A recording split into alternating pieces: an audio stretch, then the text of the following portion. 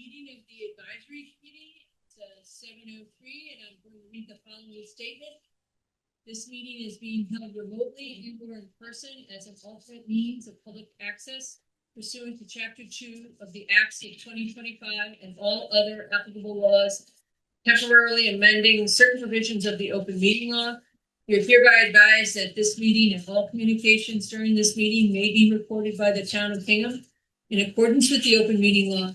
If any participant wishes to record the meeting, please notify the chair at the start of the meeting in accordance with Mass General Law, Chapter 30A, Section 20F, so that the chair may inform all other participants of said recording. Is anyone recording the meeting? Okay, seeing none.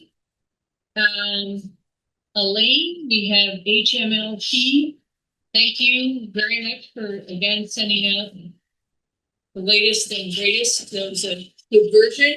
And I guess, we're here. We did talk about this topic before. We're here to answer if there's any remaining questions. And in an ideal world, we're here to vote it. So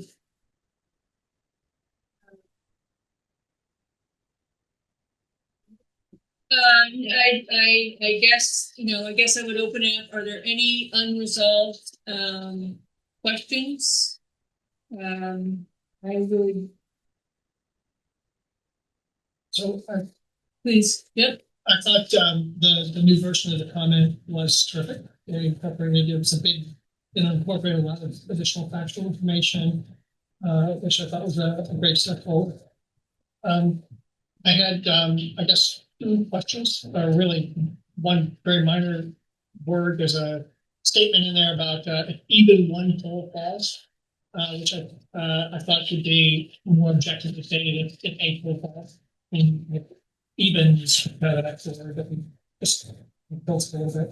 And then the second was around the, we very clearly say that the rates were raised over the last several years.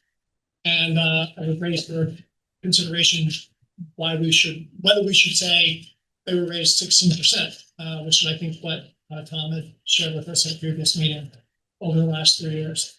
And then the third really is a follow-up to Carol's questions before about retained earnings and whether that needs to be explored a little bit further or not. The comment is now a little more clear that the $70 million that's being asked for will only be used if that's necessary, but it's unclear to what extent the electric plant has access to resources from retained earnings that have accumulated in sort of annual 8% return target. So those are my thoughts. Well, the first one sounds like a nice end. That I spoke to Tom, who's on Zoom with us. If we probably need him to explain. I think in the way it was asked at the previous meeting, the 16% was a number that was suggested. I talked to him and he said some additional data. It's a very complicated rate structure that ends up, calculating the rate of the bill. And in fact, indicating that 16% over 3 years would not be numerically accurate. And so it did not seem to me that the comment for the article was the place to explain the entire rate structure.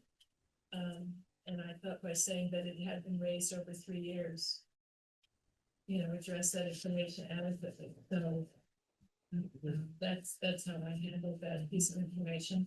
If you want to pursue it with Tom or Laura is here, then you could perhaps ask them for some additional information. But that's why that phrase is what I use.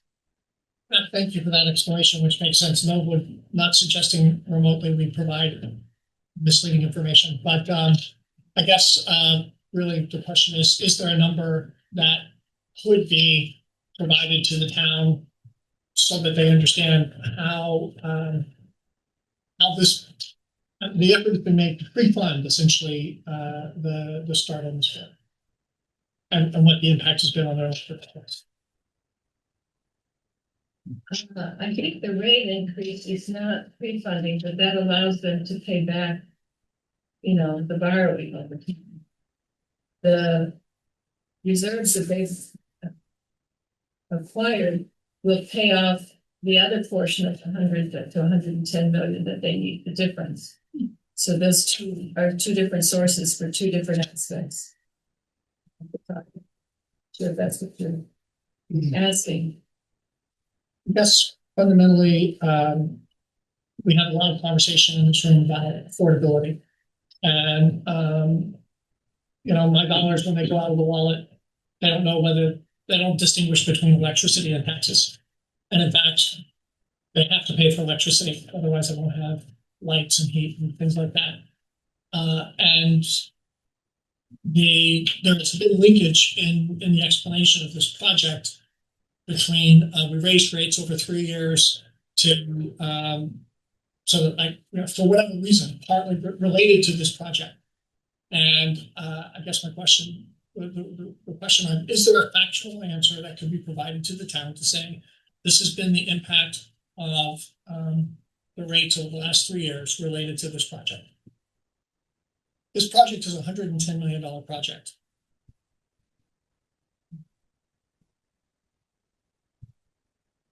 Tom, can you help Michael understand this? And that's why. Is he? Are our owls on? There's no that can see us or hear us. I can barely hear the questions. I don't know if there's something with the mic or if you can hear me, but I can hardly hear the discussion. Come in, I'm lost. Got our IP guy. You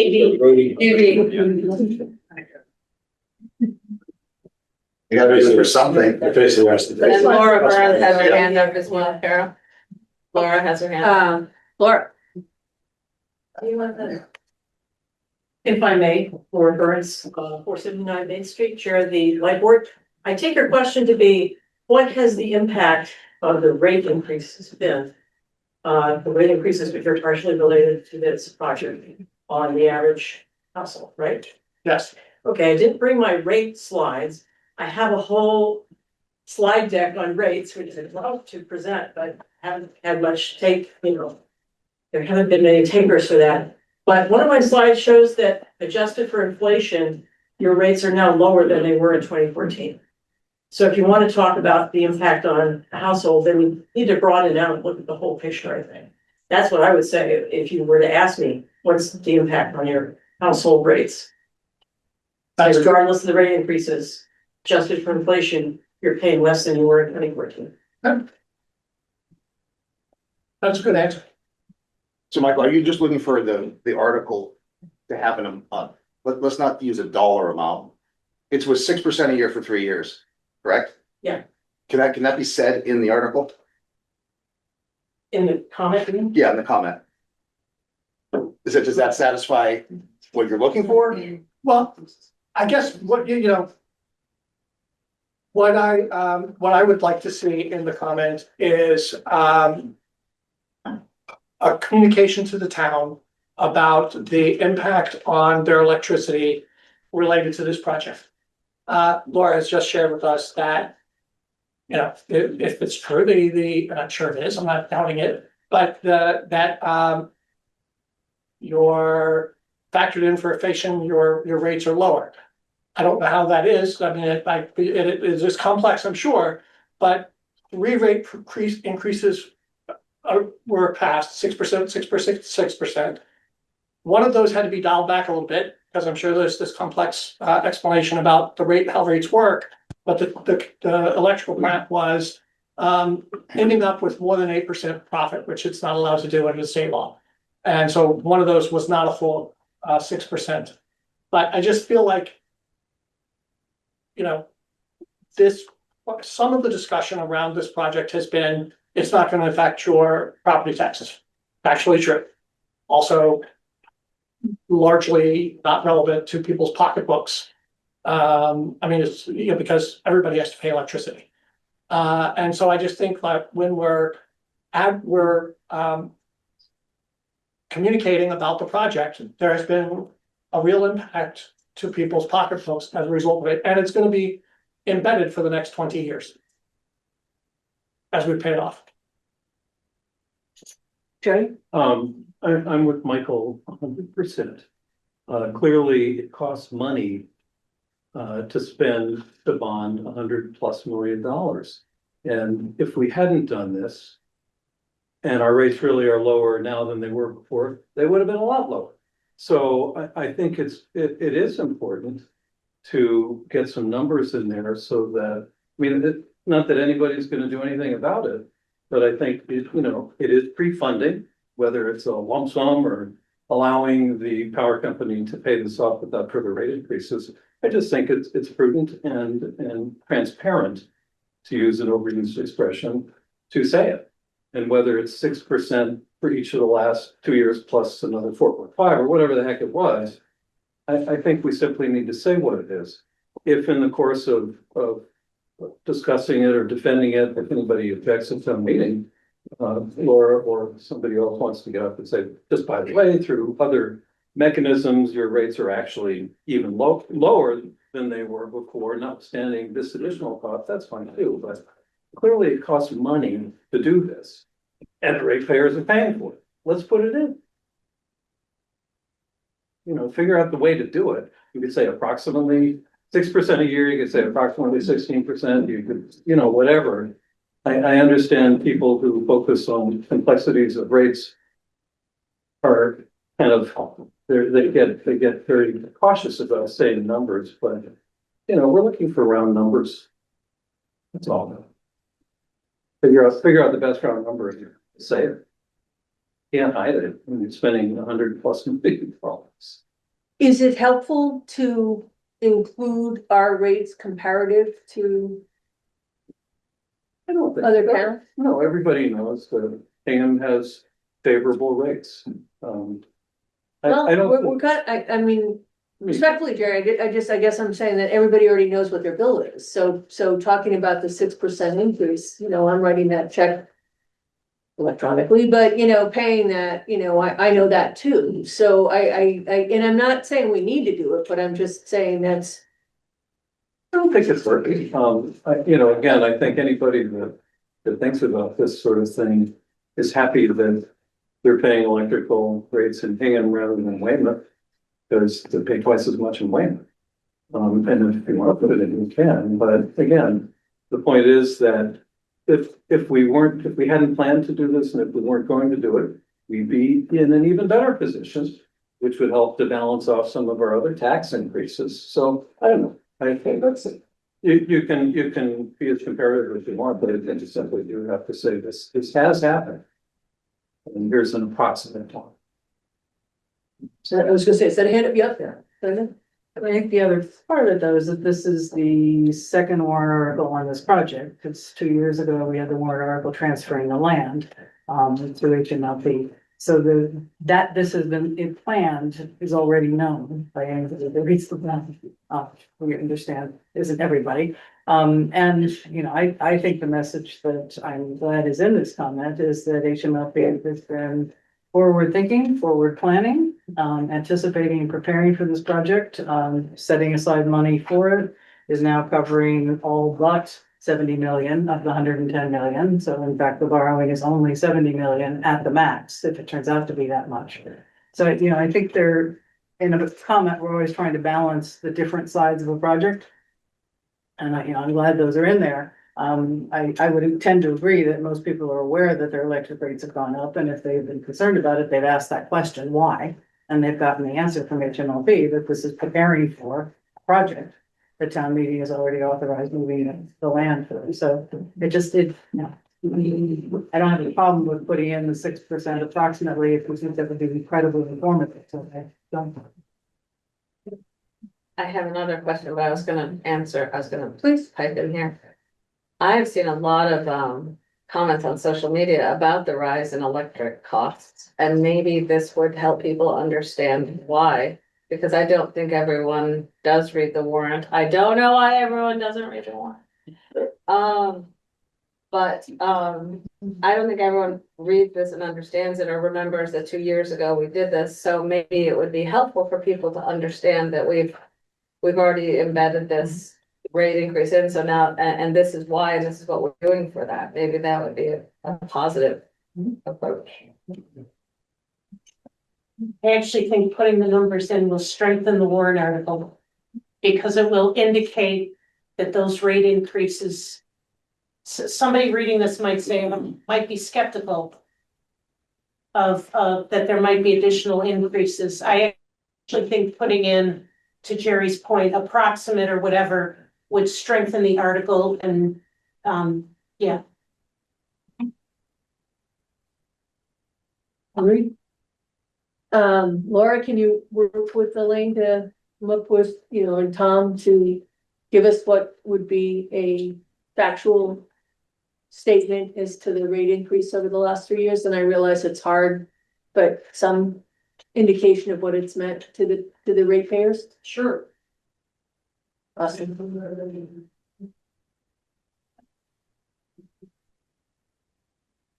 Tina, sorry. Try to make it quick. When I was preparing for the Article S, which is the extraordinary capital repairs that we talked about Tuesday night, I don't even know what day it is. So we talked about Tuesday night, was reading the report from the Crowley Engineering Company. And one of the options that we're not moving forward with our boiler, by the way, was option 3, the all electric air source heat pump. Because we're trying to just repair our boilers in order to move forward with the larger project, so that part isn't relevant. But when I was reading the report, it said this all electric option would most likely require substantial changes to the existing equipment throughout the building, the high school, along with potential changes to the current electrical system. And when I was reading Elaine's article again for this meeting, I remembered that, and I was thinking about the public safety facility building, and I was thinking about Foster and wondering, for all of the electrical options that we have in the future, the article says, though extra capacity is not needed at present, the new line prepares for the town's climate action plan, since the substation is large enough. And so what I was wondering is, long-winded way of getting to, do we need this second pole? Do we need it for capacity for these projects that are coming down the pipe? Or is it, I guess that's my question, will we require this pole? Was your transmission line underground? There's a third line.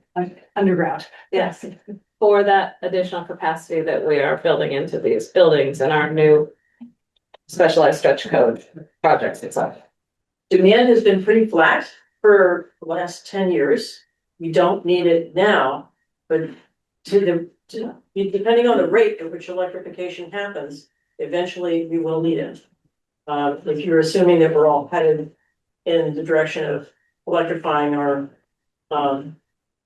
heating sources and our cars and so forth, which is the direction of the town's climate action goals and also the Commonwealth's climate action goals. But we have seen now that matters exterior to what's going on in the town of Hingham can slow that down and speed it up. So it's impossible to say when that moment might arrive, but I do know, I expect it to come someday. And I know that if we wait for it to come, we wait to increase our ability to meet that capacity in the future, it's going to cost less than it does now. We all know that. If it's doing it today, will be cheaper than doing it tomorrow. What we would need if all of the goals of the town were met and most everybody was using electricity to heat and so forth, we would need a third transformer, which with this project creates the place for it and the connection for it, but we don't need that transformer yet.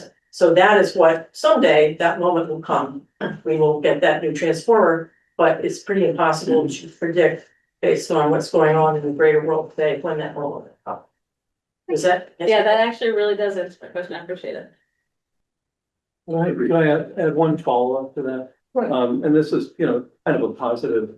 In addition to electrification of current buildings, If we want to get any significant amount of economic development of a commercial nature, in South Hingham or anyplace else, we're definitely gonna need more electricity for that too. So I think, you know, if we are, as a town, kind of striving to get more of that sort of development to help level out the tax base a bit, this will certainly help that, as an infrastructure improvement process. So the project, so, you know, that might be worth adding in there as well.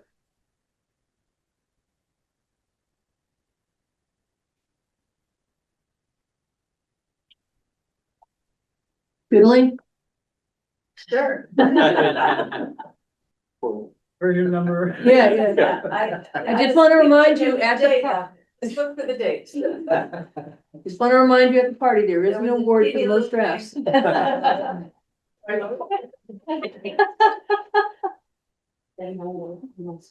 we ready to vote? I think we need the update. I would like to read it. I think we need the update, yeah. Yeah, I think so. We will move it to, next Thursday. Is that good? Next Thursday, the agenda for Tuesday is posted, so Oh. if it's okay, we'll put it on. And it's fairly full, so we'll put it on next Thursday.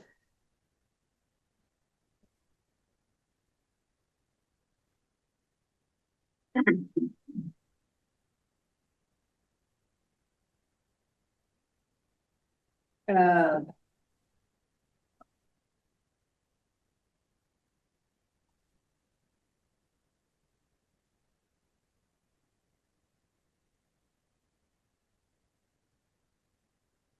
I'm just looking at my organization here is, Barry, if I'm right, Nancy will be here like in another 15 minutes, right? Be here by 7:45. Okay, great. So, I think what we're gonna do here is go to Michael, if you can do 8 Wood Street. Sure. And, we'll come back to that, Mary, and then, we have, in addition to Julie, we've got, Jack Manning is here for the healthcare.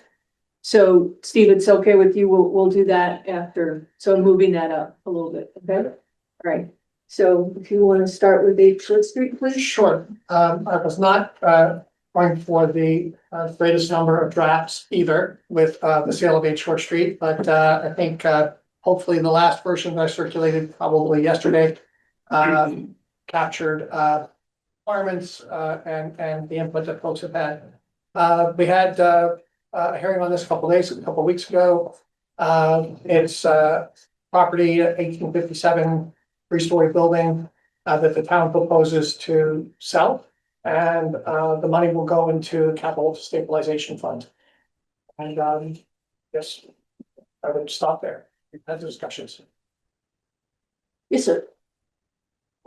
Thank you, Michael, for doing the thorough research on, the issue that I brought up last time, which is the question of, how do you defining the use or the proposed use of the property that is proposed to be sold. And I guess my question is, does the Board of Selectmen anticipate coming back to town meeting when they have a prospective buyer to get approval of town meeting for the proposed new use?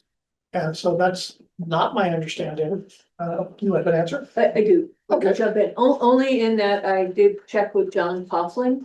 And this meets the definition of the proposed use. So if you're not looking for, as I understand it, you're not looking for a variance, it's going to be used in accordance with the zoning for the area. That's the language that satisfies that need. So as I read the transcript from, what was it, Michael, the 2005 town meeting, which I was reminded as I read this, it was all about Hersey House and the town hall project and everything. It's very clear that the intent at the time was that the town meeting authorized but not required the selectmen to sell a piece of property, and that they come back to town meeting when they had a buyer to get approval for the use. And if you read the transcript, there's absolutely no doubt that was the intent. And I recognize that the words kind of if you say for any uses allowed under the bylaw, one could imagine, without looking at this transcript of the meeting, that maybe that satisfied the bylaw, but it certainly doesn't satisfy what was discussed. I'll quote Phil Edmondson, who said that if that bylaw, and apparently the selectmen voted not to support the bylaw when it came up to town meeting. And Phil said it will require, if this is passed, that after having first sought town meeting approval to sell the land, that the selectmen will then need to go through an RFP process and then take another year and bringing the vote back to town meeting on a specific deal. And that was the Board of Selectmen's understanding of the effect of passing the article. And I don't know if Tom Carey is here tonight, but Tom was actually the one who was defending the article. And he, if you don't mind, I'll just quote what he said. Sure. He said, "This is a small step to put into bylaw the proposition that when town meeting is asked to dispose of town land, at least we want to know what you're going to use it for in the proposed field. We've not given blank checks to anyone, not because of any distrust of the selectmen, but because it's an important decision that the law and common sense belongs in the hands of town meeting." So again, I don't know if you all read this, but to me, it's very clear what the intent was. And I don't know if in the interim, in the intervening 20 odd years, if we've gone through sales of town property and kind of come up against this, but I can't look at that and say that the current proposal doesn't require that town meeting actually approve the use of a prospective buyer. And it's not just an open-ended, anything allowed by the bylaw. So anyway, that's what I read. No, I understand that. It's why I made the call. So, I do appreciate that. So, to me, it means that they should come back to town meeting when they have a buyer. Not that I'm opposed in any way to selling me this property or North Street. But it begs the question of, does the passage of the proposed bylaws or the proposed articles, does it allow the selectmen to sell to anybody that they want to sell to, as long as they, whatever they do meets the zoning? And according to the intent of town meeting, I don't think it does. Just quickly, people at home can't see us. The video is not working. They can hear us, but they cannot see us. Got it? And I just had my hair done. Well, smile pretty. I think I just fixed it. They confirm, but I believe that should have worked it, and what I'll do is change the view so they don't see me.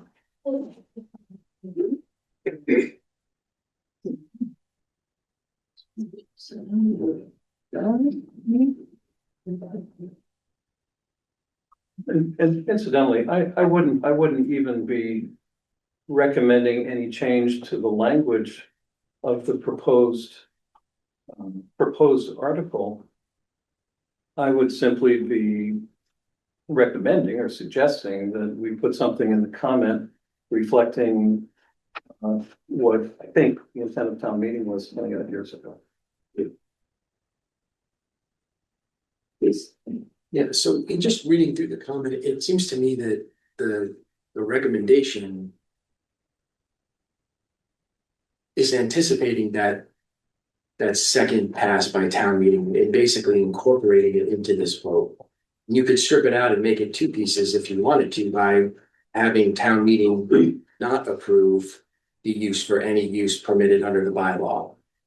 Right? But I don't see why you can't ask town meeting in this vote to do two things, to authorize the sale and to say to the select board, you can sell it to anybody that you want for any use that's currently permitted. Again, town meeting doesn't have to do that. They could break it apart. They could more narrowly write that piece of the recommendation to say only for the following specific use. And they could pinpoint it. But it seems like the way that it's currently written, I think that it probably complies with that that two-part approach. I don't think it's within the spirit of the original intention of the people who crafted it. And again, you may be technically right, and as you read it, you know, you're implicitly allowing the selectmen to sell it for any purpose under the bylaw. But again, I look back at the debate at town meeting, and it was a pretty hot debate.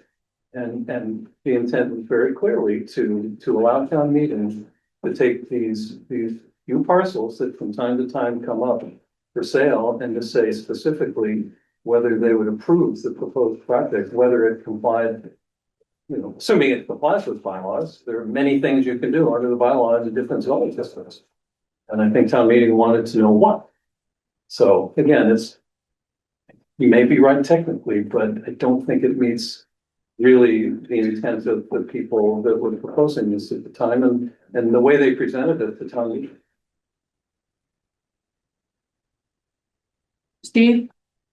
When I read the article, both these articles with selling property and this comment about town meeting approval was in there, I was looking for somewhere else in the area to see what was gonna happen with it sold. So my two questions are, number one, it's been 21 years. Have we not sold any property in 21 years, and how did we do it? And two, kind of an oddball, it is a bit of an oddball provision, because you authorize the select board to sell property in year one. It's gonna take them a year then to sell it, because they have to get approval in year two. This was the concern of the Board of Selectmen at the time, and apparently, I think it was at least Phil didn't support it, and Matt McIver did support it. And that's all, I didn't read the whole thing, but it was contentious for that, among other reasons, for that very reason, because I think Phil's concern was that in the event that the town wanted to sell something, that they would, by definition, have to wait a year to close the deal. And that was a weakness that he thought was implicit in the bylaw as it was crafted. But passing over. So I understand. So a buyer would have a focus that by any general understanding would be within the zoning, would be permissible. But that alone wouldn't be enough. So one kind of enterprise within the bylaw, within the zoning might be okay with the select board than that. I mean, how specific are we? I'm not sure what you mean when you say specifics. I think, again, the intention was, and I, you know, going a little from memory and a little bit from the transcript, I think the intention was to authorize the select board to put the property up for sale. Because if they weren't authorized to do that, they couldn't even do that, right? So authorize the select board to put a particular piece of property up for sale. And then once they had sent out the RFP and gotten proposals, whatever, they would narrow it down. They would pick the proposal that they thought was best, and then they would come back to town meeting. It wasn't that the intent of this wasn't that the select board would put a parcel up for sale and say this can only be used for X. It was more that town meeting wanted to know what the actual proposal was going to be when it was in hand, and put it up or down.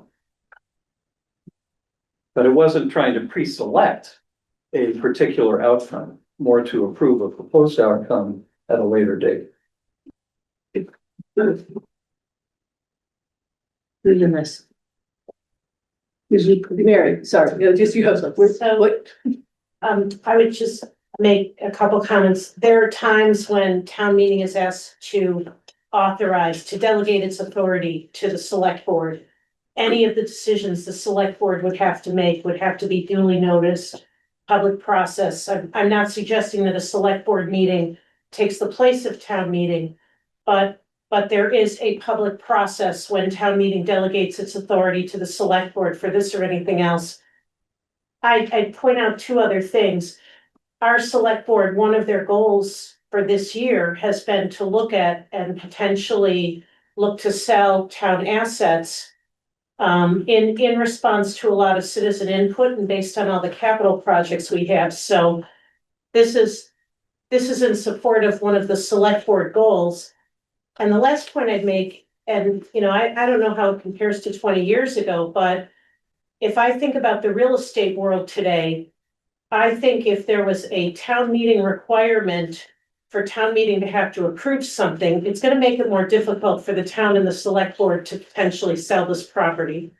And that may be something that everybody is okay with. I just, I think there are many instances where town meeting delegates authority to the select board. And, I would hate to see us put additional complications onto something that is a strategic and financial goal of the board and the town. I mean, I understand all of that exactly. I'm just saying that at the time the bylaw was amended for this, that's precisely what town meeting wanted to do. They wanted to not let the select board be the sole decider of who would or what project would ultimately come out of a piece of formerly public property. And I'm in full support of selling surplus properties. I think we've got far too many of them. I think it's a great thing to do for the property to get it back into useful, productive stage. But I don't know. It says what it says. If we don't like it, to my mind, particularly if we're now going to consider a program of selling surplus properties, we might want to go ahead and try to modify this bylaw. Okay. But No, I didn't mean to interrupt you. I'm just gonna get the order. It's Kevin, Tina, Brian, with the arms up. So just so y'all know, go ahead.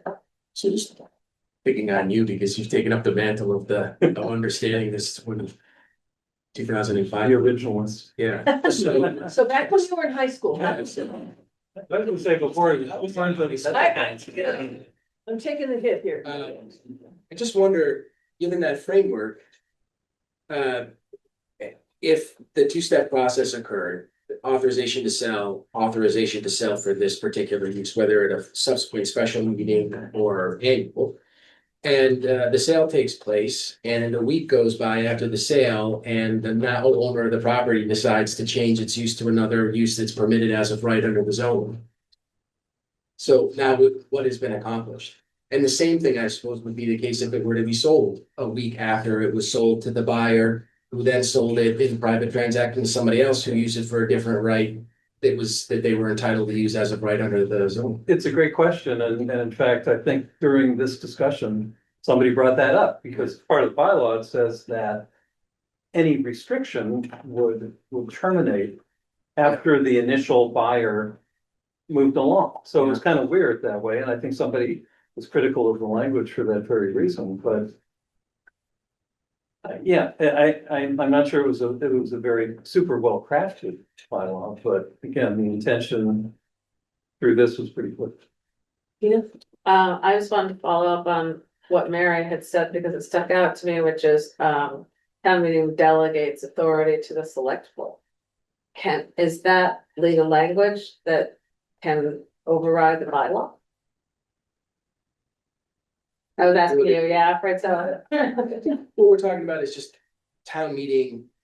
Town meeting has the authority to, as I understand it, to authorize any, division within town government to sell property that it owns, whether it be schools or the town for whatever purpose. The town meeting's not telling the select board to do anything. They can't really. They're just saying, we're permitting you to sell this property. Select board doesn't have to. In fact, they've got to take a vote first to find that it's excess property before they can even sort of put it up for town meeting to consider whether or not it would be disposed of. But could they delegate the authority to the select board to use good judgment in determining the use of the building? I don't think that's the right way to think about it. I mean, the select board has its ability to use its own judgment to do the things that it's entitled to do. Town meeting doesn't, I think, have a role in telling the select board how to how to use its judgment one way or the other. That's the purview of the select board entirely. Okay. Well, Yeah, I just think that there's a framework that sort of governs the sale of the property, I think should be the zoning that's in place. I kind of agree with Kevin. And if the select board were to, it could be stipulated that you sell it in alignment with the zoning. Because what are we trying to? No, it is. I mean, that's, in- But that, I mean, that's the wording and that's what John said satisfied, so that has to I be. mean, unless you want to get into character of the buyer, which is a pretty dodgy thing to have to to debate. But it seems to me that the sort of the governing framework is the zoning that's in place, and as long as they execute whatever sale they're going to make within the stipulated usage of the property within the zoning, it seems to me there's not a whole lot more to discuss. And to get into other non-zoning hurdles, it seems to me you're gonna potentially lose a buyer because it's maybe a long debate. And I'm not sure whether or not we should be debating whether the color of somebody's eyes qualifies them to buy the old fire station, but what we do know is that if it aligns with the current zoning, we have sort of executed the thing in compliance with town meeting and prior history with demand, I would think. Can I ask if we're in, and I appreciate that, it's great, and, you know, we've had some comments, I'm not trying to shut it down in terms of people making additional comments, but are we ready to vote it, or do we have more? Yes. Just wanted to point out one thing. I believe both of them can be true, and so yes, we can vote on this. I'm ready to vote on it. Want to make a motion? Do I need to read the text of it? You can paraphrase it. Make a motion, that authorize the town authorized but not require pursuant to the stated laws. The select board, to sell the property with all buildings at 8 Short Street for any use allowed and permitted in the applicable zoning district of the town. With, subject to a preservation restriction that will be administered, by the historical commission. Or anything related thereto. So moved, that would be my motion. Second. We're all here in the room, so, all in favor? Aye. All against? No. Would you like to be recorded? Yes.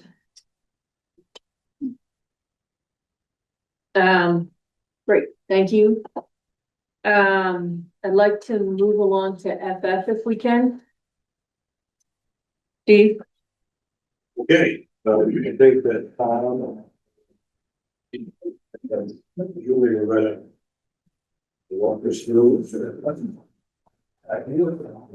By himself, if he chooses to do it. Yeah, what I was gonna do was I can kick this off and start the conversation, and then when I'm done, I'll turn it to Jack. Jack will do his thing, then I got some comments that she wants to make happen, if that's okay. Thank you. All right. Okay. Article FF, we've been referring to this as the healthcare subsidy article. In our office, the select board voted favorable action on Article FF some weeks ago. I'm just going to give kind of a background and a little bit of information to help you as you deliberate. Hingham has been what's referred to as a 50-50 community for many years. What that means is that the town and the employee cover equal shares of the employee's healthcare costs. This is the lowest split available by law, allowable by law. Few other communities are at a 50-50 split, though of our comparison community, only one, Hull, is a blanket 50-50 split, but a few others actually have different splits for different health care plans within the allowable program. So it's difficult to say. Some are 50-50 depending on the plan you pick. Some might be a different split on if you chose for instance, a higher cost plan or a cheaper thing, depending on what their goals are. Union and non-union employees have for many years been requesting the town to move off of the 50-50 split model and cover more of the healthcare, of the cost of healthcare. And again, Jack will speak a little bit to that with his, probably decades of experience on the personnel board now at this point. So Jack will speak to that next. Article FF is being brought before the town as a one-time subsidy. Understanding that anything more than that would create a budgetary deficit, the article is funding a 10% increase of the town's share of health insurance for FY 27 only. We've calculated this split to be, if that extra 10% cost to be approximately $1.3 million. I have met with the unions and talked with non-union employees and explained that this is a one-time subsidy with absolutely no promise of being replicated next year. The employee representatives said that they understood that and then thanked us for moving forward with the help for this year. It may be that the town decides to, in the future, to consider a more permanent change in health insurance split. If that happens with the intent that it become a recurring cost, it will need to be incorporated into the annual budget, of course. That is unlikely to happen, in my humble opinion, without being a part of a Prop 2.5 tax override. As of today, I can't tell you if there will or won't be another override, or if there will, when. But this article funds a one-time only subsidy for the employees, and for which they have expressed to me gratitude for the effort. I will note that the select board meeting, there was a discussion about the appropriateness of further research to determine while this 1-year subsidy would be applied, we would use the several months window to ascertain whether or not our total compensation package makes sense. We'll be evaluating the appropriateness of that effort. We'll be working with the personnel board on what that would look like if we do it or not. And I would recommend that if we fund this article to the 1.3 million that I noted, I would ask that an additional $50,000 be placed. That's an estimate I got from a professional in the business to do that type of research. So I would ask that the article value be moved from 1.3 million to 1.35 million. For Article FF, to allow for, if the town decided it wanted to do that level of research, to allow for that research to be done. Okay. Just a little anecdote. I will note I've spoken with many employees, union and non-union alike, and I've heard stories about the degree to which the healthcare costs are decimating their weekly paychecks. So bi-weekly paychecks in some cases. We have in our employee across the town, whether it's public works or some school employees that are on the lower end of pay scales. Some make minimum wage. And when you're working at that pay scale and you have the amount of costs that are coming out of your paycheck for healthcare, it leaves you with very little to do much of anything.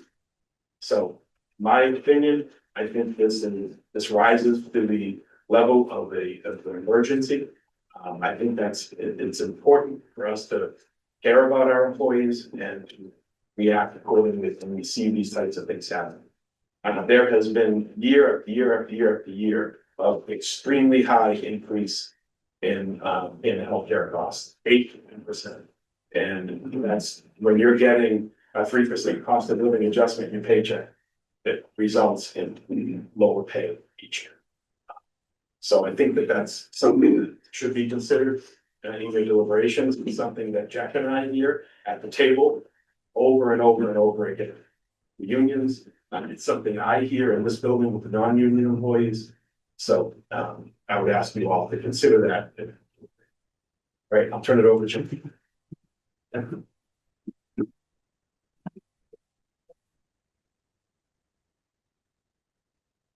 evening, everybody. I think I met everyone when I presented maybe 6 months to a year ago. Karen, you invited me to come in with the personnel board to talk about the conflict that we do with the personnel board.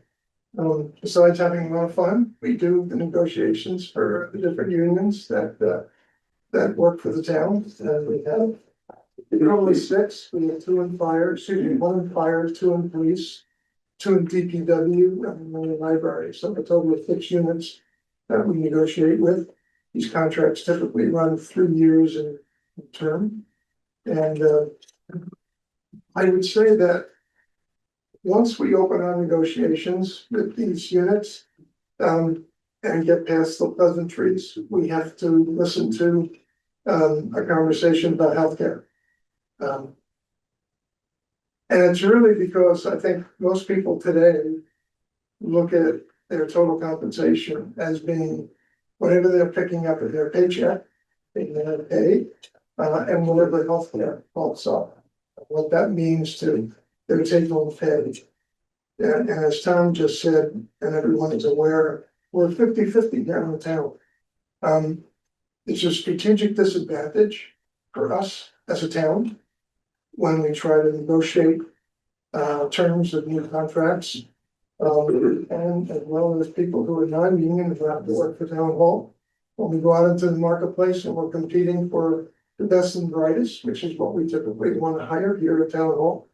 And within our unions, we're competing against other towns that are paying 60, 70, 80% healthcare costs. So it's a big issue. Don't mean to minimize it. In our last negotiations with one of the units, we actually sat across from them, and you may know that what we typically do is we compare where we are salary-wise within our bargaining unit with the other 19 towns that we compare ourselves to. That comparison's been going on for 40, 50 years. Certainly precedes me, precedes Nelson Ross, who preceded me on the personnel board. So it's been around for a long time.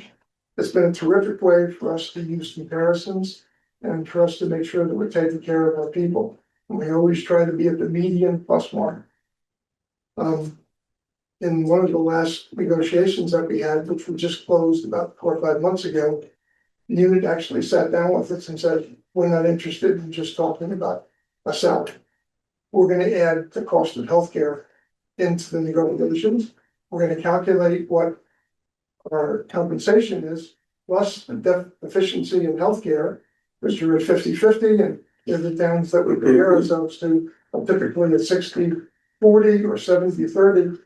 And we're going to add that, and we're going to recast what that 19 town comparison looks like. We hadn't seen it before, but we had to pay attention to it. And I think we're going to see it when we start negotiating with DPW, which is the next unit that we're going to be negotiating with, and that would be within the next couple of weeks. The other units, we probably won't see them for another year or so. But it's an ever-present issue. It's the first thing out of the units' mouths when they sit down and speak to us about are they being treated fairly? What can the town do for us? We've compensated in the past by adding, since we do the 50-50, we've done other things to try to compensate. That might be adding additional dollars to stipends or additional dollars to longevity or some of the other components within the CBA. But the reality is 50-50 is really an issue that it needs our attention as a town. I don't think any of us who are sitting here at the table faced with a decision, a hiring decision or an employment decision.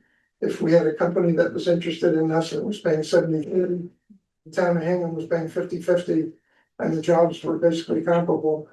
I think it's a pretty academic exercise to think that they would probably go with the company that pays, or the organization that pays a higher benefit package.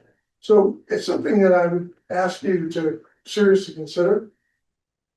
I think this 1 year bridge is brilliant. I think it gets us off the hot seat for a year. I would say though that once you give it, it's going to be difficult to take it away. So once we close the negotiation, expressing the fact that, okay, we hear you, we're doing the 60-40 split for this next year. I think it's a serious moment where we have to really think in terms of, are we gonna be able to sit down with these folks at the next bargaining session and say, well, we did it for a year, but we're going back to 50-50. So I think it's one of these things where it's a lot like one of these construction contracts that we can get ourselves involved in. Once we do the design specifications, we're kind of committed. And I think if we do make this commitment, and I wholeheartedly endorse it, we support it, I think we have to seriously think that we have to get this situation solved. And I think a 60-40 split or something even maybe more aggressive might be appropriate. But I'm just leave my thoughts with this, and I'm happy to answer any questions that you might have. I don't think the town should be running its operations on the backs of its people. We have to treat our people fairly. And I would ask anybody in the room, for your current employer, are you getting 50-50 on your healthcare benefits? I would suspect it's probably a more aggressive plan or aggressive participation. And I would say we need to be there as a town. And I would strongly urge you to certainly support FF. Questions, anyway? I just want to see, Julie, do you want to make your remarks before questions, or should we skip questions? Brian has a question. Okay, I just want to know. Jack said. Okay. Go ahead, Brian. I mean, I have a question, you made a comment, but if we were to index our total compensation against our peer group, how would that look? So we do that. I'm sorry, is it Kevin? Brian? Brian, I'm sorry, Brian. So we do that when we go into these negotiations, Brian, we do a comparison to all the other 19 towns. So we do fire, for example. We'll take a comparison amongst all the other 19 towns. We get to the median and then we go one better. So we always want to be one better than the median. We want to be competitive for sure. But the healthcare is an issue because even if we get. When I say total comp, I'm talking about the whole package. Because when people shop for a job, they're taking the whole package. Sure. So one piece of it, I would anticipate that you'd always get some blowback if any single piece of the package worked out of alignment. But as a total package, are we competitive versus our peers? So since we get involved in some of the hiring of talent, I would say we're not. And that's because of healthcare again. We always are running up against, we're 50-50, we're a little bit short on the dollars because of that. And we sometimes have to compensate it for it with getting creative on vacation or getting creative on other benefits. Whether it's a town employee or whether it's a union employee, we oftentimes find ourselves having to be creative. And that's even after we did the HR study, which was a study that we put in place, Personnel Board asked for 5 years ago, where we studied all the jobs within town hall. And we did basically the 19 town comparison, and we adjusted everyone's salary. And with the exception of 1 or 2 positions within the town, that was over 100 people, everybody got an equity adjustment at that point in time. So we think we're pretty good on salary. It's the healthcare benefit where we're really getting stuck. So 4 weeks ago, we had fire and police here, and we were talking to them about an article that will authorize the transfer of $750,000 to pay for the members of the fire department. 7,500. 750,000 per person. Yeah, right. I'm just in the aggregate to pay for the members of the fire department and the police department to come out of civil service. That proposal came out of bargaining. It's my understanding, it was an MOU that was negotiated at the same time the CBA was negotiated. That's correct. And now it goes before AdCom, and we're considering whether the payment is worth the benefit to the town of the town not having to go through the hiring processes and in other processes that are required by civil service. Sure. It seems to me that what's happening tonight is very different than that. I don't. It seems like this wasn't resolved or crystallized at bargaining, and I wonder why. Why are we doing this through this process as opposed to through the bargaining process? Because we can't affect healthcare costs. Your 50-50 is across the town, across all the bargaining units and across town hall. We can't, when we're sitting across from fire, arbitrarily say, you know what, we're gonna give you 60-40. We simply don't have that power.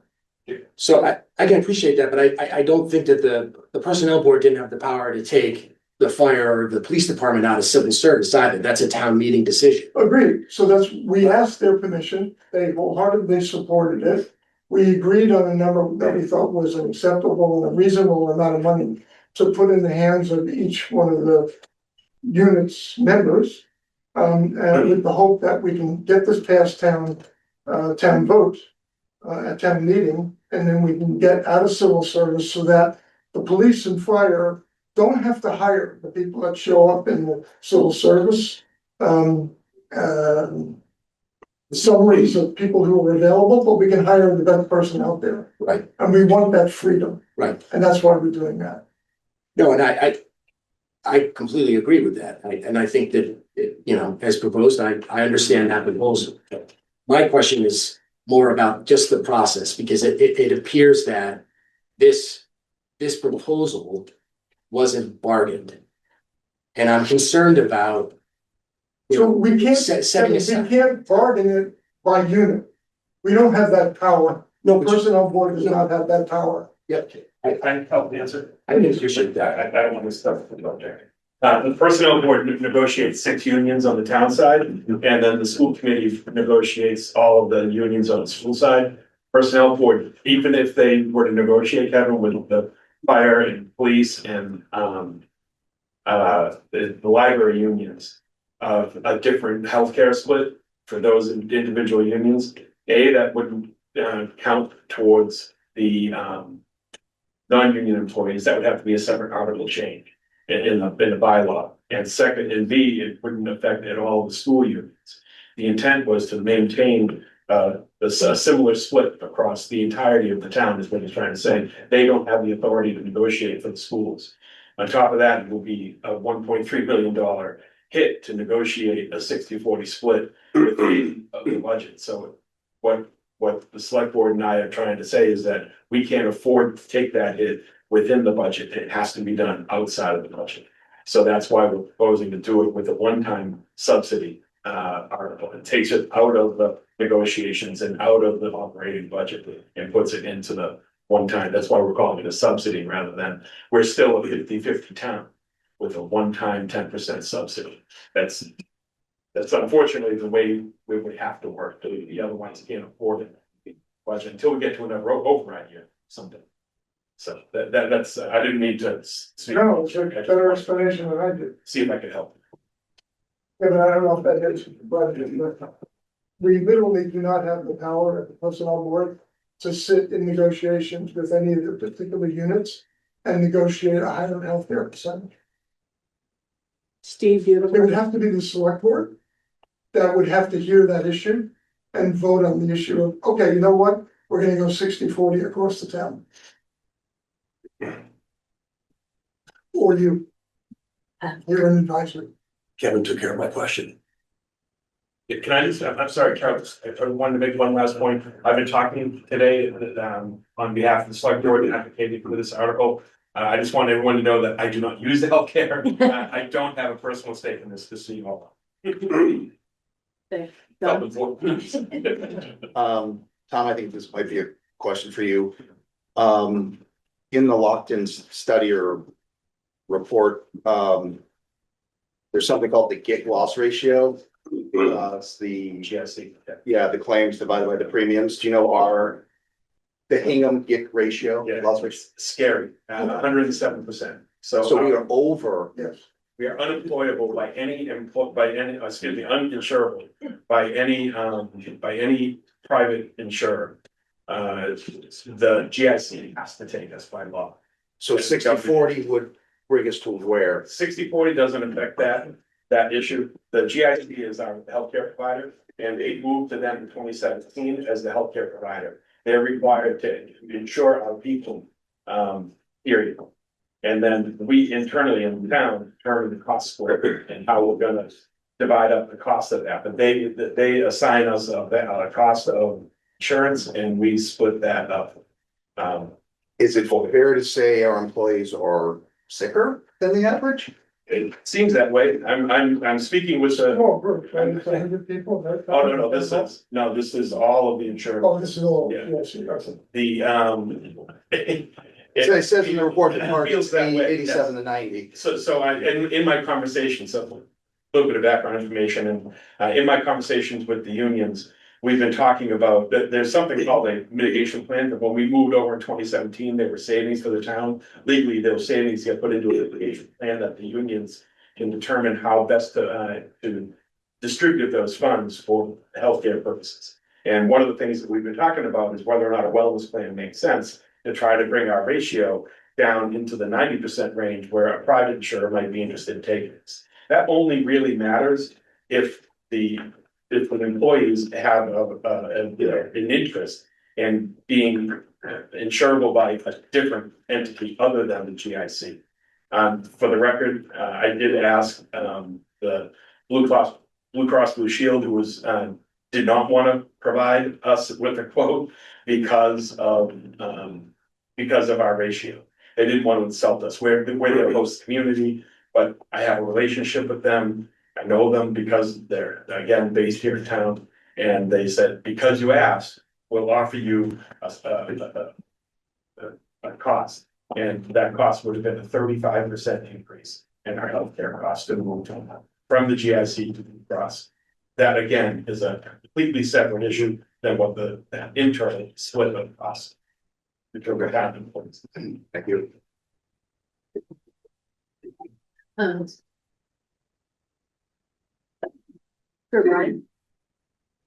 Yeah, just an observation. If an insurer typically has spent the last rate sheet of about 85%, so they have a margin 15%. So if this particular population is creating a 15% loss, insurer, what it says to me is, in fact, premiums are really going to go up in the future one way or another. And that either through GIC or if you have to put it up to Blue Cross. Bummer spoke to that. But I think the other thing, and wait till we get them to understand the nature of insurance, but I have another issue I want to talk about. Can I respond to that? Yes, so it normally would, except that the GIC is the insurance plan for probably more than half the state. So our loss ratio is not going to be enough to move their cost needles. It's collective that will happen. We've been told that by our the expert that we have, the consultant we have helping us on this discussion. I will note though that, and remember, the GIC is a state subsidized plan. So yes, those costs, those ratios are bad. A lot of towns within the GIC are bad, which is why they did the GIC. You know what GIC's overall medical loss ratio? I don't know what it is on overall for the entirety, but I'm guessing it's higher than your standard private insurer, because that's the entity that all of us, the communities that have that crazy ratio, it's the only place we can go for insurance. And then on top of it, it's subsidized by the state. So that's how there's political pressures at the state level to maintain some degree of some semblance of affordable health care for the communities that are on the GIC, but so. Any other questions in there? I'm sorry. You're ahead of me, and my question is more for Tom than Jeff. Okay, forgive my ignorance of the basic mechanics of this, but just so I'm clear, it's a one-time subsidy to anybody that's on the books as an employee in FY 27 and any prospective hire in fiscal year 27. But it doesn't really, is that right? But it doesn't really attract any talent any further than to say to a prospective employee, we're going to offer you 60-40 in this year, but perhaps not next year. That's exactly right. Unfortunately, the retention and recruitment concept, I had started writing that in some of my comments. The reality is just that 1 year is not going to move the needle on the long-term concept like retention and recruitment. What it does is it helps our existing employees feel heard. Yes. And that's, I think, the goal. Thank you. Yes. No Tuesdays. I think I'm gonna restate in a way the obvious of what you've already said. I'm very pleased that we are addressing this issue. I think it's long due, and we've heard Jack saying it for years.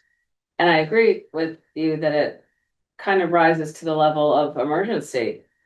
I think where I run into trouble is the idea that this is 1 year only.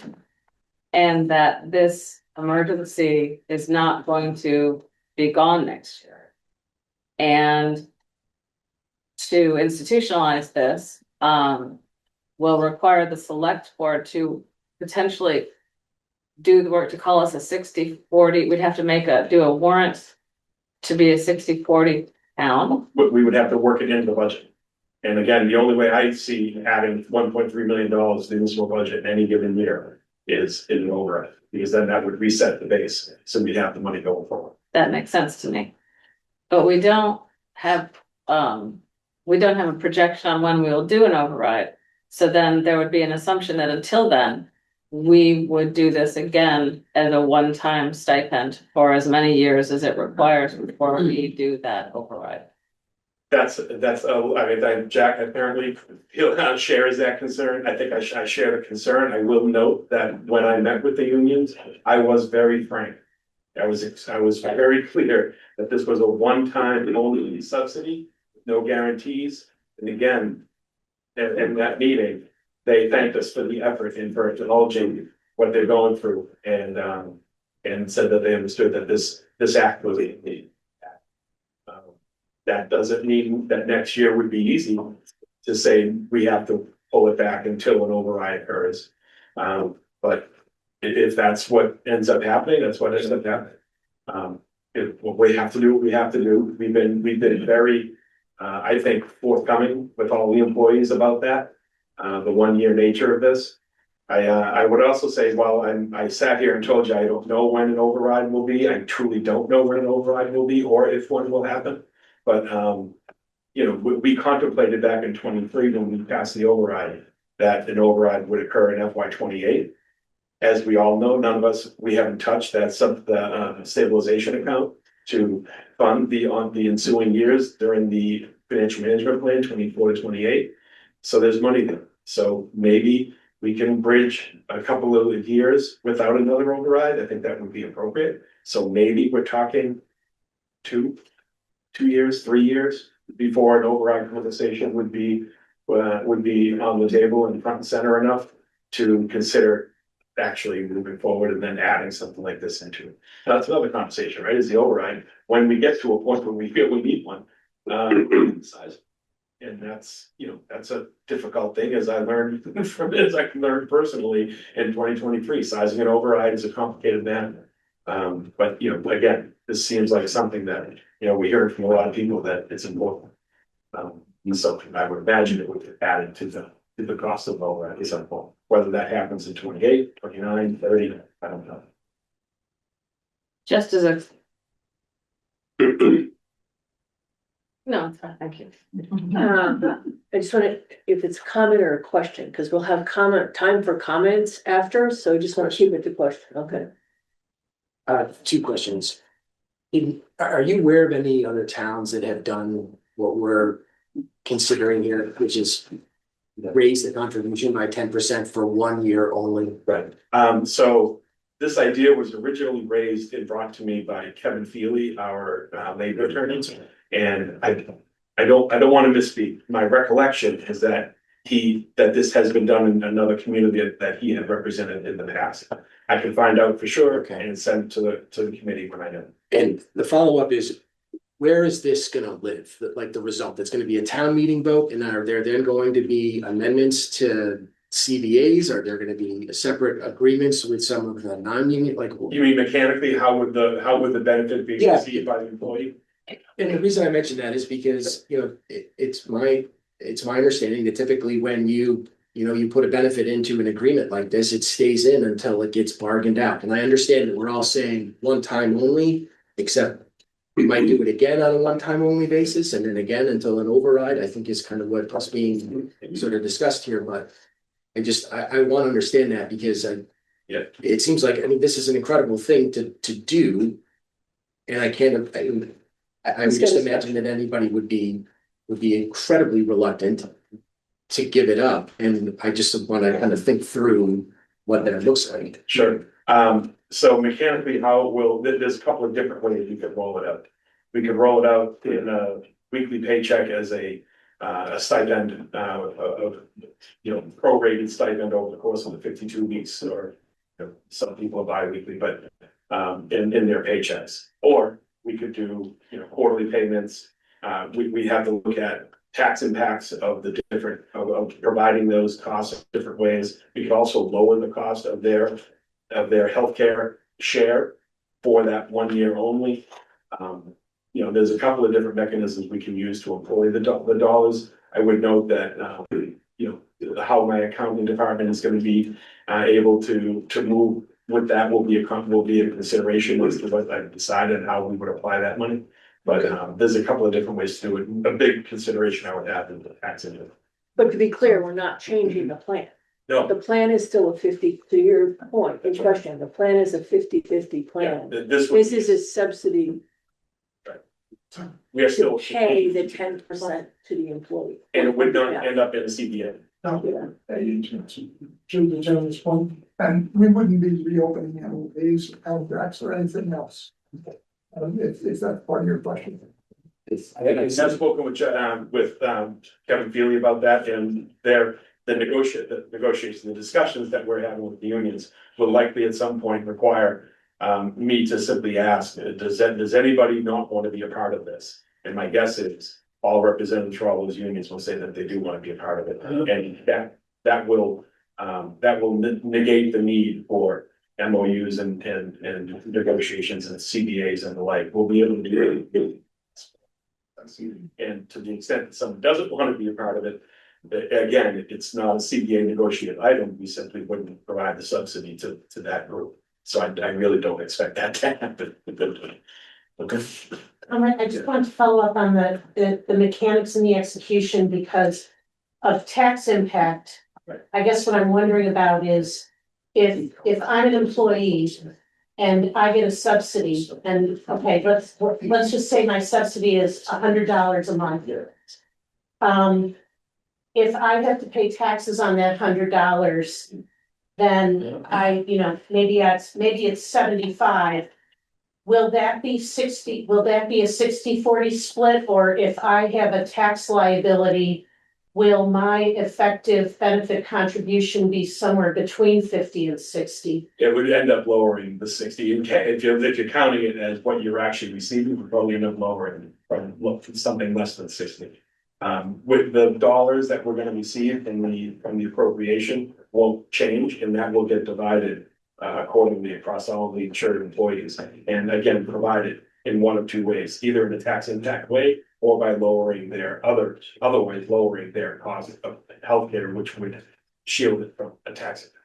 And if we talk to our employees about this possibility, we have set an expectation about a 60%, about a 60-40 contribution. So I guess just a final question then would be, if that's the commitment that the town has made, do we have to make sure that the dollars that the employee receives and is able to use are? We don't, again, this isn't a formalized CBA negotiated. This is a subsidy, a gift in essence that the town is offering it. That would not. Outside of the CBA. So that couldn't be the grounds. I was just trying to think about any sort of grievance or any process like that. The mechanics and the concept, from what we know, would not expose us to anything like that. I think my main goal would be to put as much benefit into the employee's paycheck, and more likely than not, that will result in a change in their withdrawals for their for healthcare, and we would offset our healthcare account.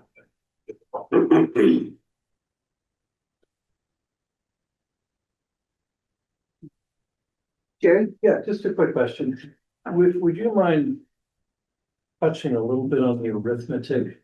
In other words, if you are using I think you said $1.3 million, what's involved? What does that work out to on average per load I don't know. So we had our tax consultant, our healthcare consultant do all, run those numbers. It was the basis of, all of the insured employees, what plans they're on, how, how they use it. What, most of those plans were everything. We ended up with the $1.3 million cherry. I don't have all of that.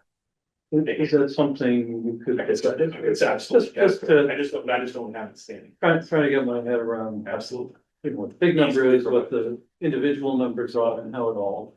That's all we do. So.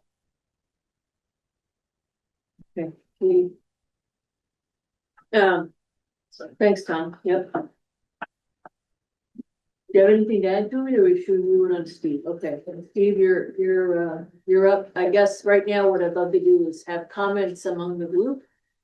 In particular to help Steve track down what he needs to track down and write the comment. So, we're not obviously voting it today, whatever, but, so you kick it off. I'm just gonna, Carol wants a very short discussion now, I think, because we're gonna take it up again.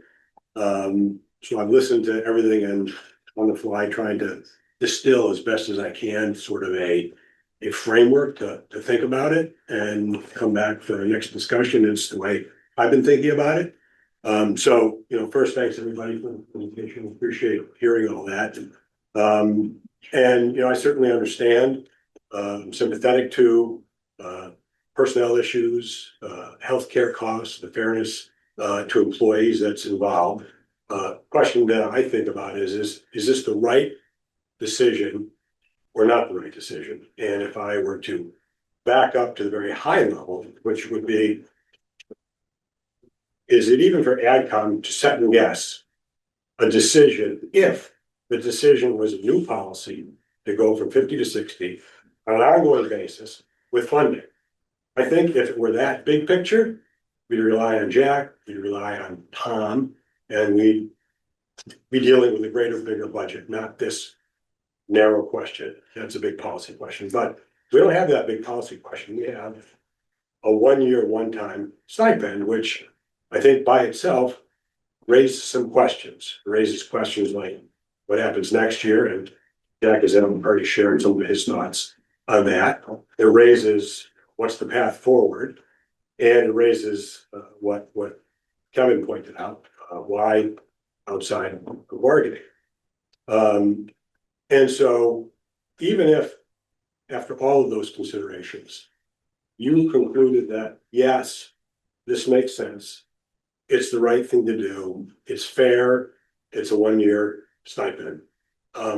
What that I think doesn't address is kind of the elephant in the room, which is AdCom has a financial policy.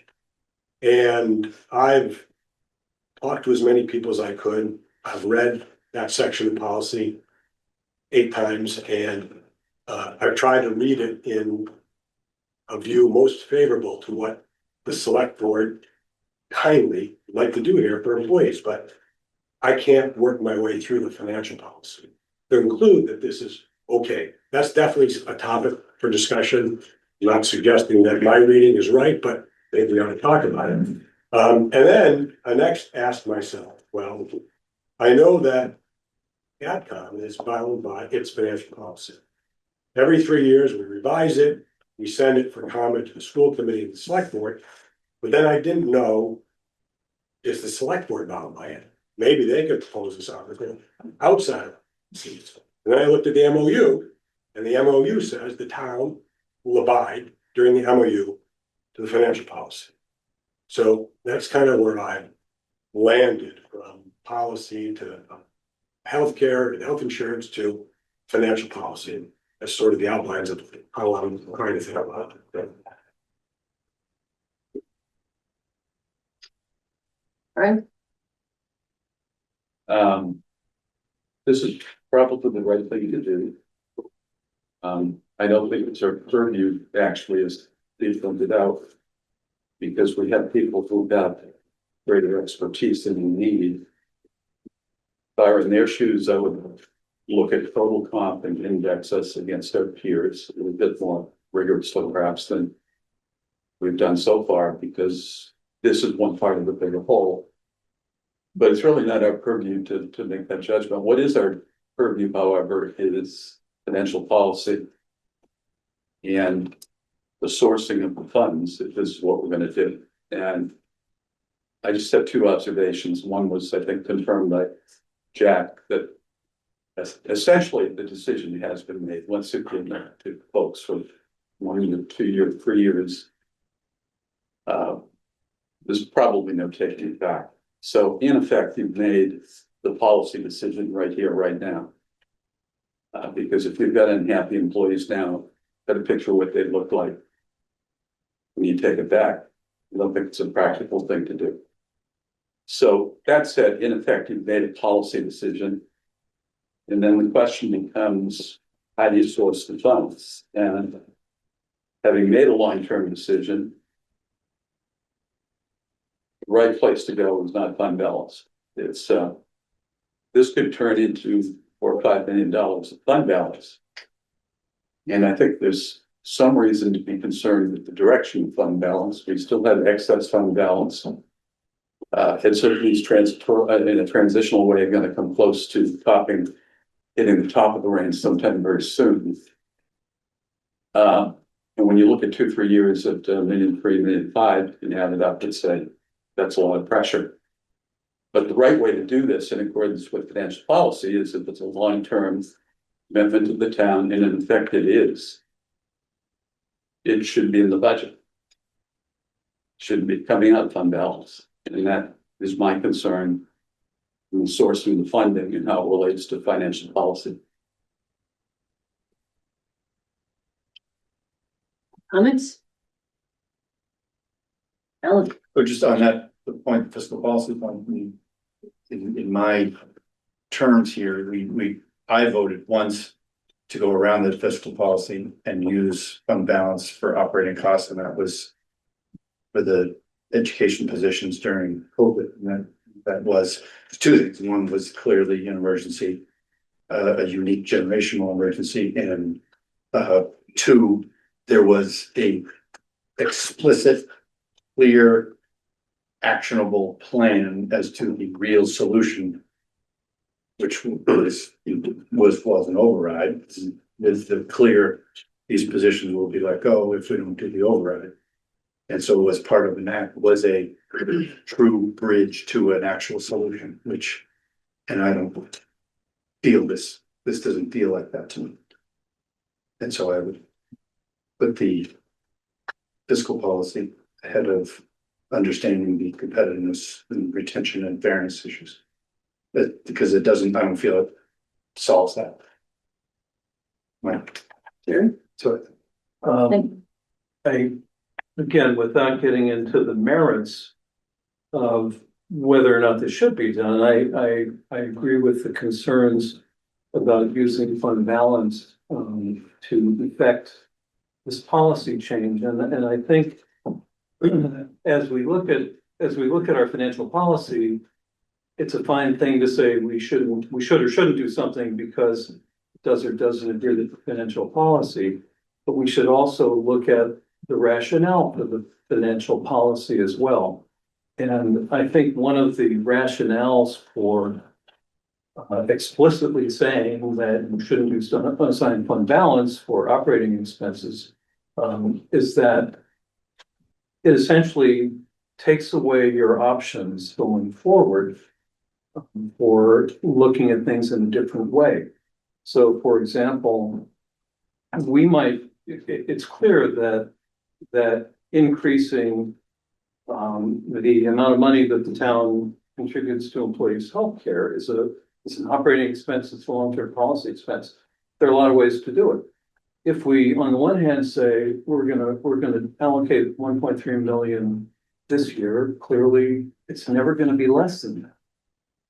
Conversely, if we didn't do it on a one-time basis like this, that would lock us in going forward, and we had the time to think about it, analyze it, we could come up with different potential approaches. For example, I know we've talked about, I think Tom mentioned, a kind of more granular approach where some plans get 50-50, some plans get 60-40, maybe some plans get 70-30, who knows? But you could do that and the net result might well be less than a simple 10% increase. Likewise, we could say, well, we're uncomfortable with the notion of an override next year, the year after, the year after. We don't think people are going to be upset about rising costs. It may not pass. On the other hand, we could say, well, if that's the case, we phase it in. We'd say as part of a real policy discussion next year, that the split gets improved over a 5-year period. So here you had 2%, and therefore kind of spread out the impact on the budget and on the taxpayers. If we do allocate from fund balance a simple amount, I think we preclude a more nuanced analysis of how to, over perhaps a longer period than 1 year, but a shorter period than forever, how do we improve on this benefit to the town's employees? And that's what bothers me about doing it in this fashion. I don't doubt that the select board and town administration have looked into this in great detail, and I know it's been studied a lot. But I think the advantage of putting it off for 1 more year outweighs the potential damage to our budget that it could do to take the full hit this year and then go forward, never get it back.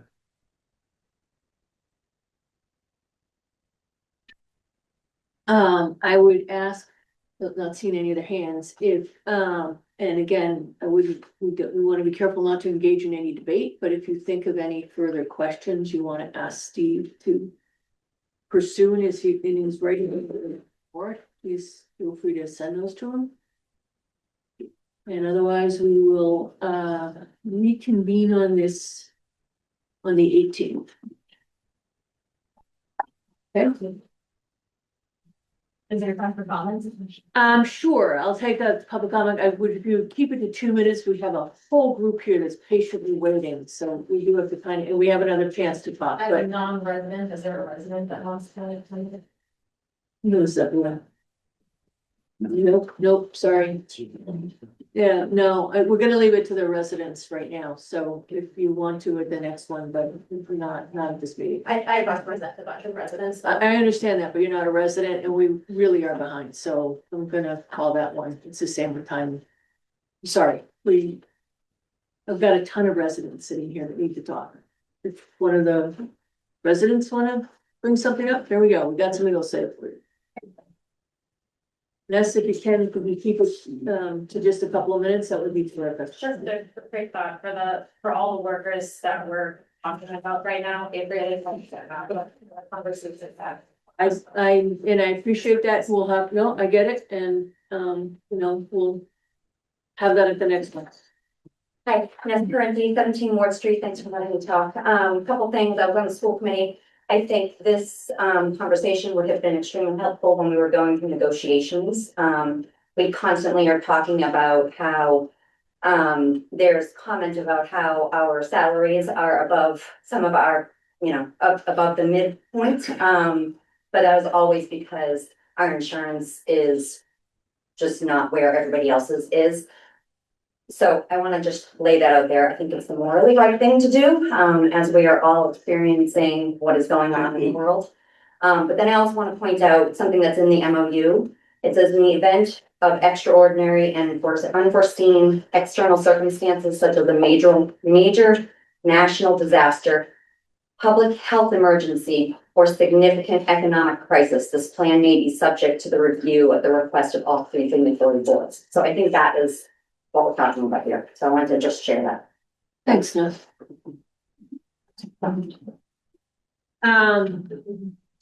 Oh, sorry. Thank you, Mary. And Natalie. Yeah. And we're to an audience. Yep. Let me just get here to. Hi, Diane. You should be able to talk now. Diane DeNapolis. Hi, Diane DeNapolis, 16 Gardner Street. Thank you. I think this is a question for Tom. I was wondering how many of the town employees actually utilize the health insurance through the town, and will employees who don't use the health insurance also be eligible for the stipend? Thank you. Thank you, Diane. Thank you, Diane. I don't know offhand how many employees there are, but I'm making a note. Jerry asked another question I have a note for. I'll get that information for next week. And this subsidy would only be distributed to insured employees. Thank you, Tom. Katie?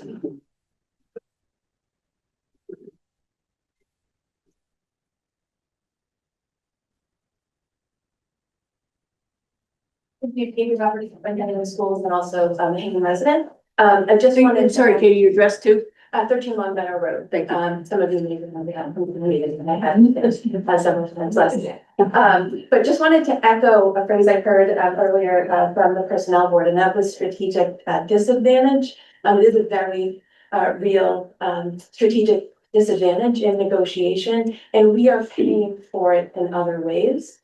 To the earlier point, we have got to some of the stipends that have recently been added to police and fire. Again, the cost will be baked into contracts in other ways, and yet still not yet at those deep feelings of employees, many longtime employees who are feeling unheard. So yet we're putting forth the funds, but not getting at the root cause and the root feeling of our employees. So again, just really wanted to echo strategic disadvantage. And we negotiate on the school side 7 bargaining units and a variety of individual contracts.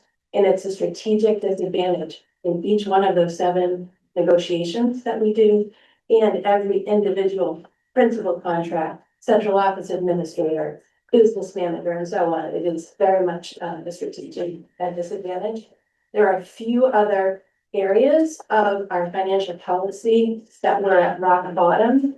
We are the lowest we can be at 50-50. And so just really wanted to make that point. I'm very grateful to the personnel board and Tom for their terrific research on it. So thank you. Ms. Keith. We're set. Let's if we can move on, and we're gonna do CPC. Nancy, thank you for your patience. Mary? Sure, Mayor, I'm sorry, before, I can't see the board pin. Do I have a forum? I don't think this is it. I know a couple. It doesn't look to me like you do. Okay, Yeah, I didn't know, yeah. I I know a couple people were thinking of attending. Do you want to call for it? I don't see anyone on the committee on the screen. Okay, then I think we're okay. Okay. Ben and Tina and I were the CPC team, doing Finance McDonald, the chair of CPC. I think during the year, we've given liaison updates on the various status of the CPC process.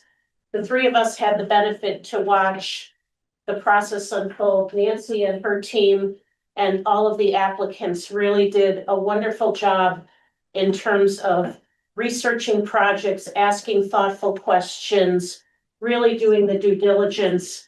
As we all saw a couple of weeks ago, I'm losing track of dates, but the CPC gave its funding recommendations, which total $1,863,538.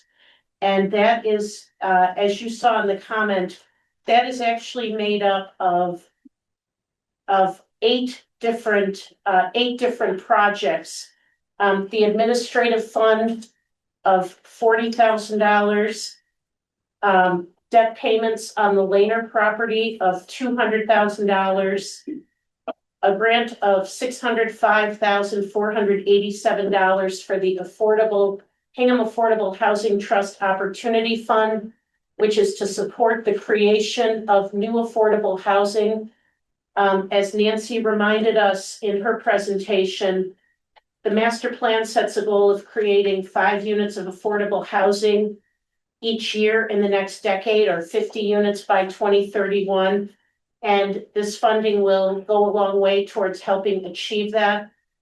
There was a project being recommended to replace some of the roofs at the Hingham Housing Authority.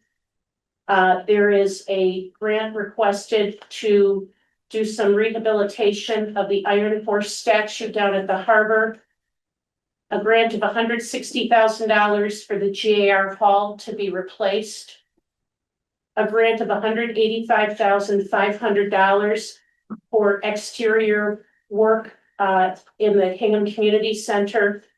And then lastly, a grant of $333,500 to reconstruct the basketball court at Plymouth River and to repair and stabilize the roof structure that everybody calls the shed. You've all had the comment. I think we as a team, Nancy, are happy to answer questions rather than maybe go through anything in more detail. I guess we would ask if anyone has any questions about any aspects of the projects that are being recommended. Thank you, Mary.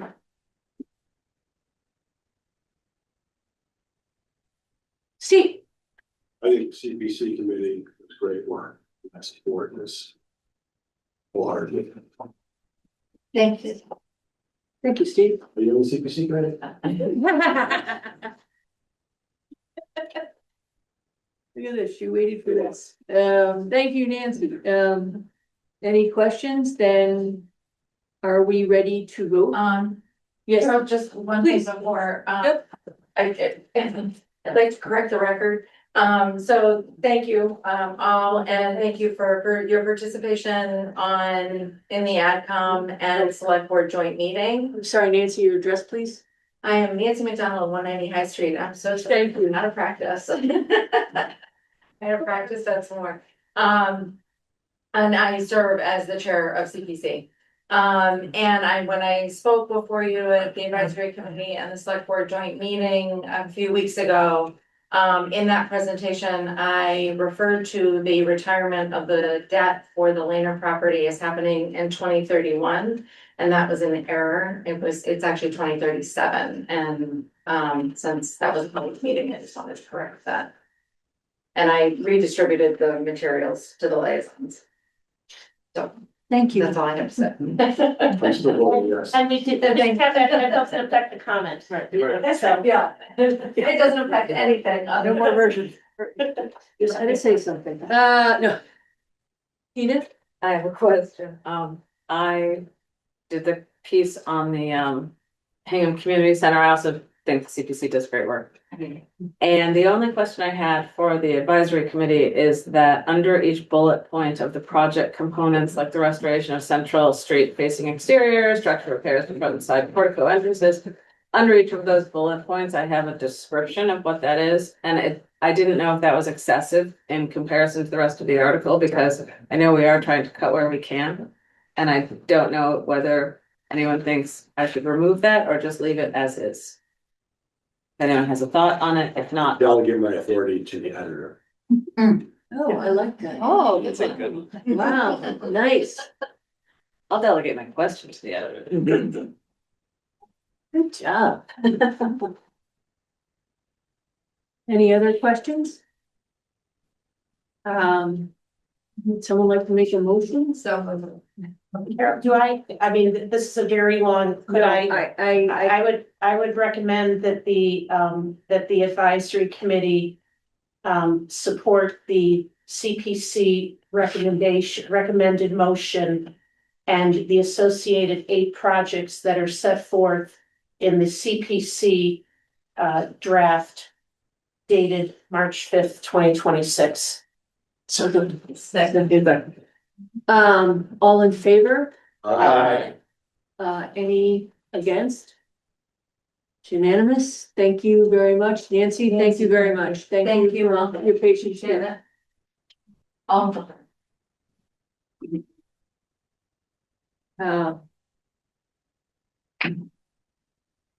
Brenda, and Steve and John. So we're going to move to the discussion on the Center for Active Living tonight. I want to remind everyone that we are talking about sources of revenue and operating expenses.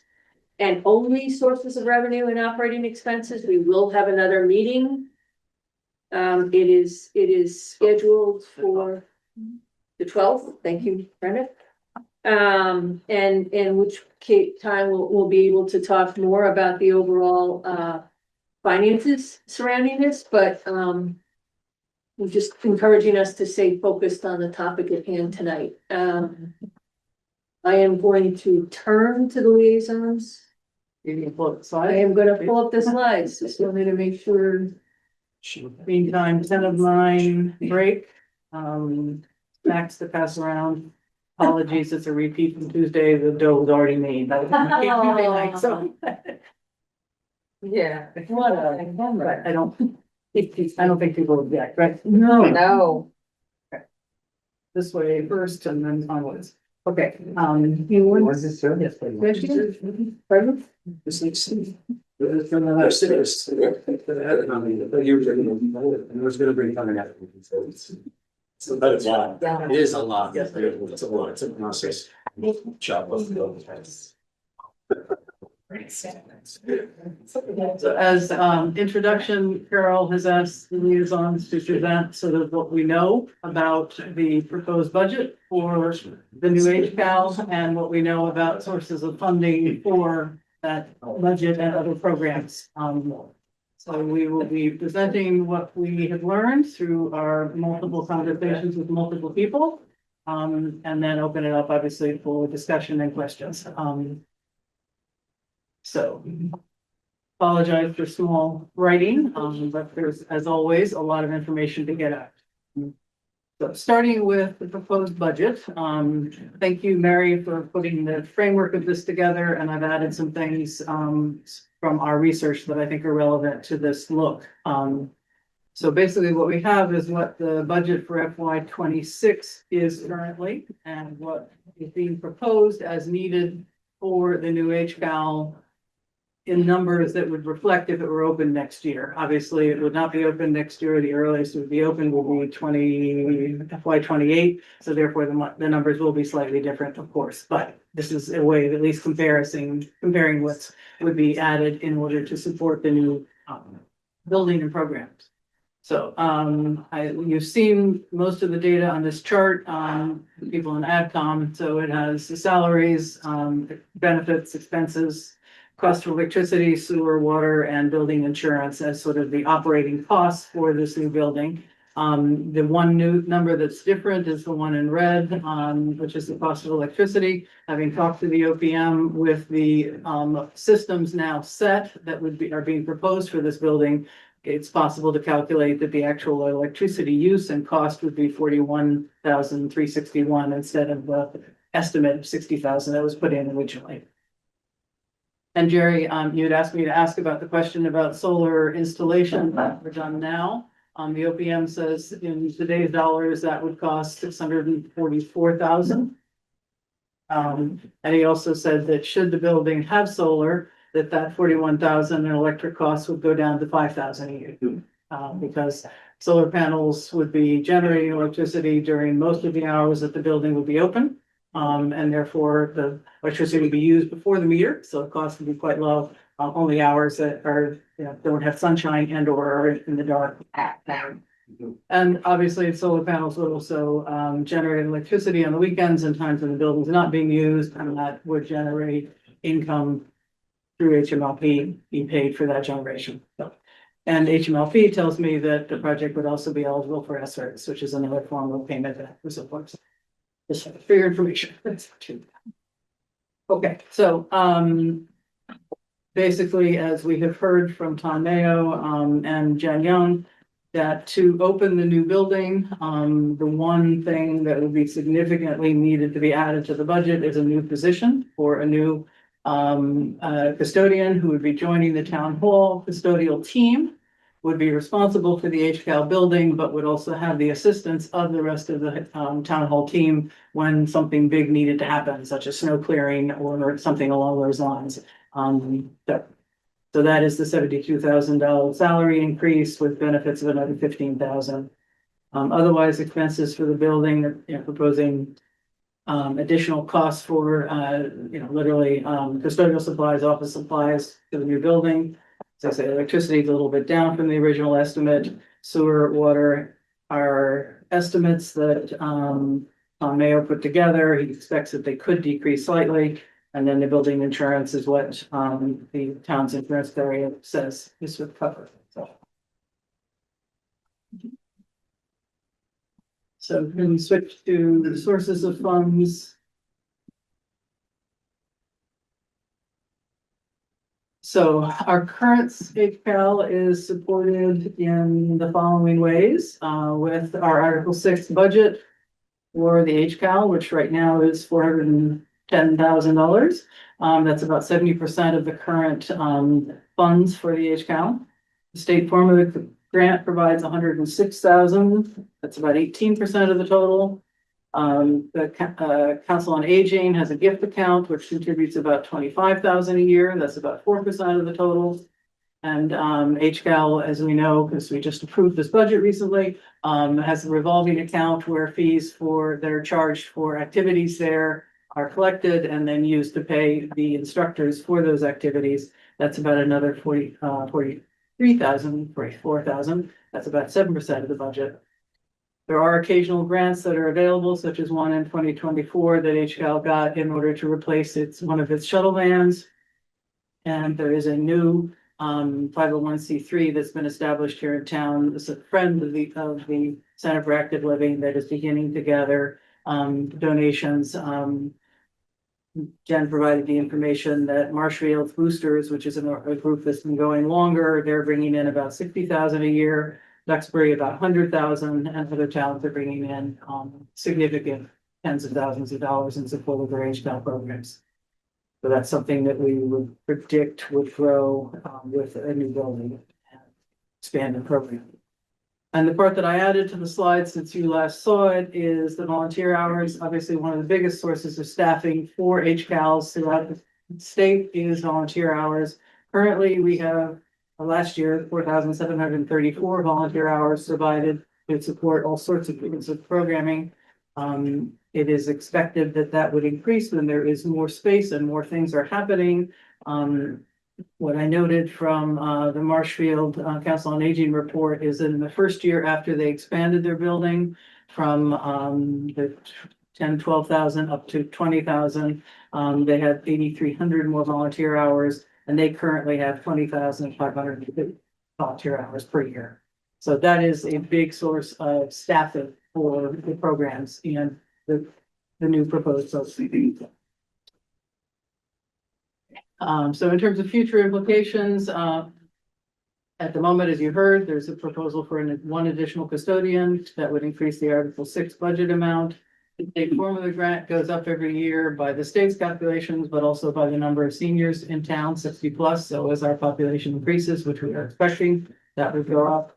Council on Aging gift account, we will see how that evolves, but I have heard from, and I think we've heard that the HCAL folks believe that that group will be doing fundraising activities.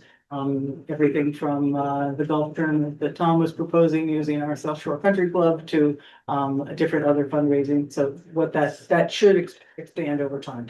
The revolving fund revenue will definitely expand as soon as there's more space to offer more activities that can have fees attached to them.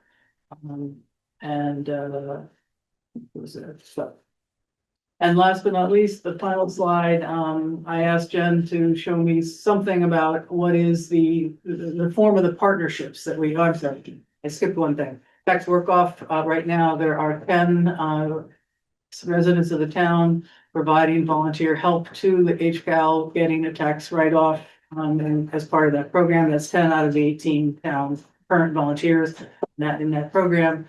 Jen expects that would expand again when they have a bigger space with more things going on. They'd be able to provide use for that person, those people to help, but also ways for them to get the tax reductions. But then I asked about partnerships, because we've heard a lot about partnerships, and Jen provided this list, and I'm not going to read it, of 88 different individuals and organizations that in 2025 are partnered with the HCAL and provide all forms, different forms of support, some staffing for different programs, supplies, money, those kinds of things. So it's basically, we already have a very big connection in the community. This is likely to continue and probably grow as the program gets bigger. So that's the information we have. Questions? Open it up, John or Steve, do you have anything you want to add before we just open it, or? I'll go. I'd actually just like to start, in our,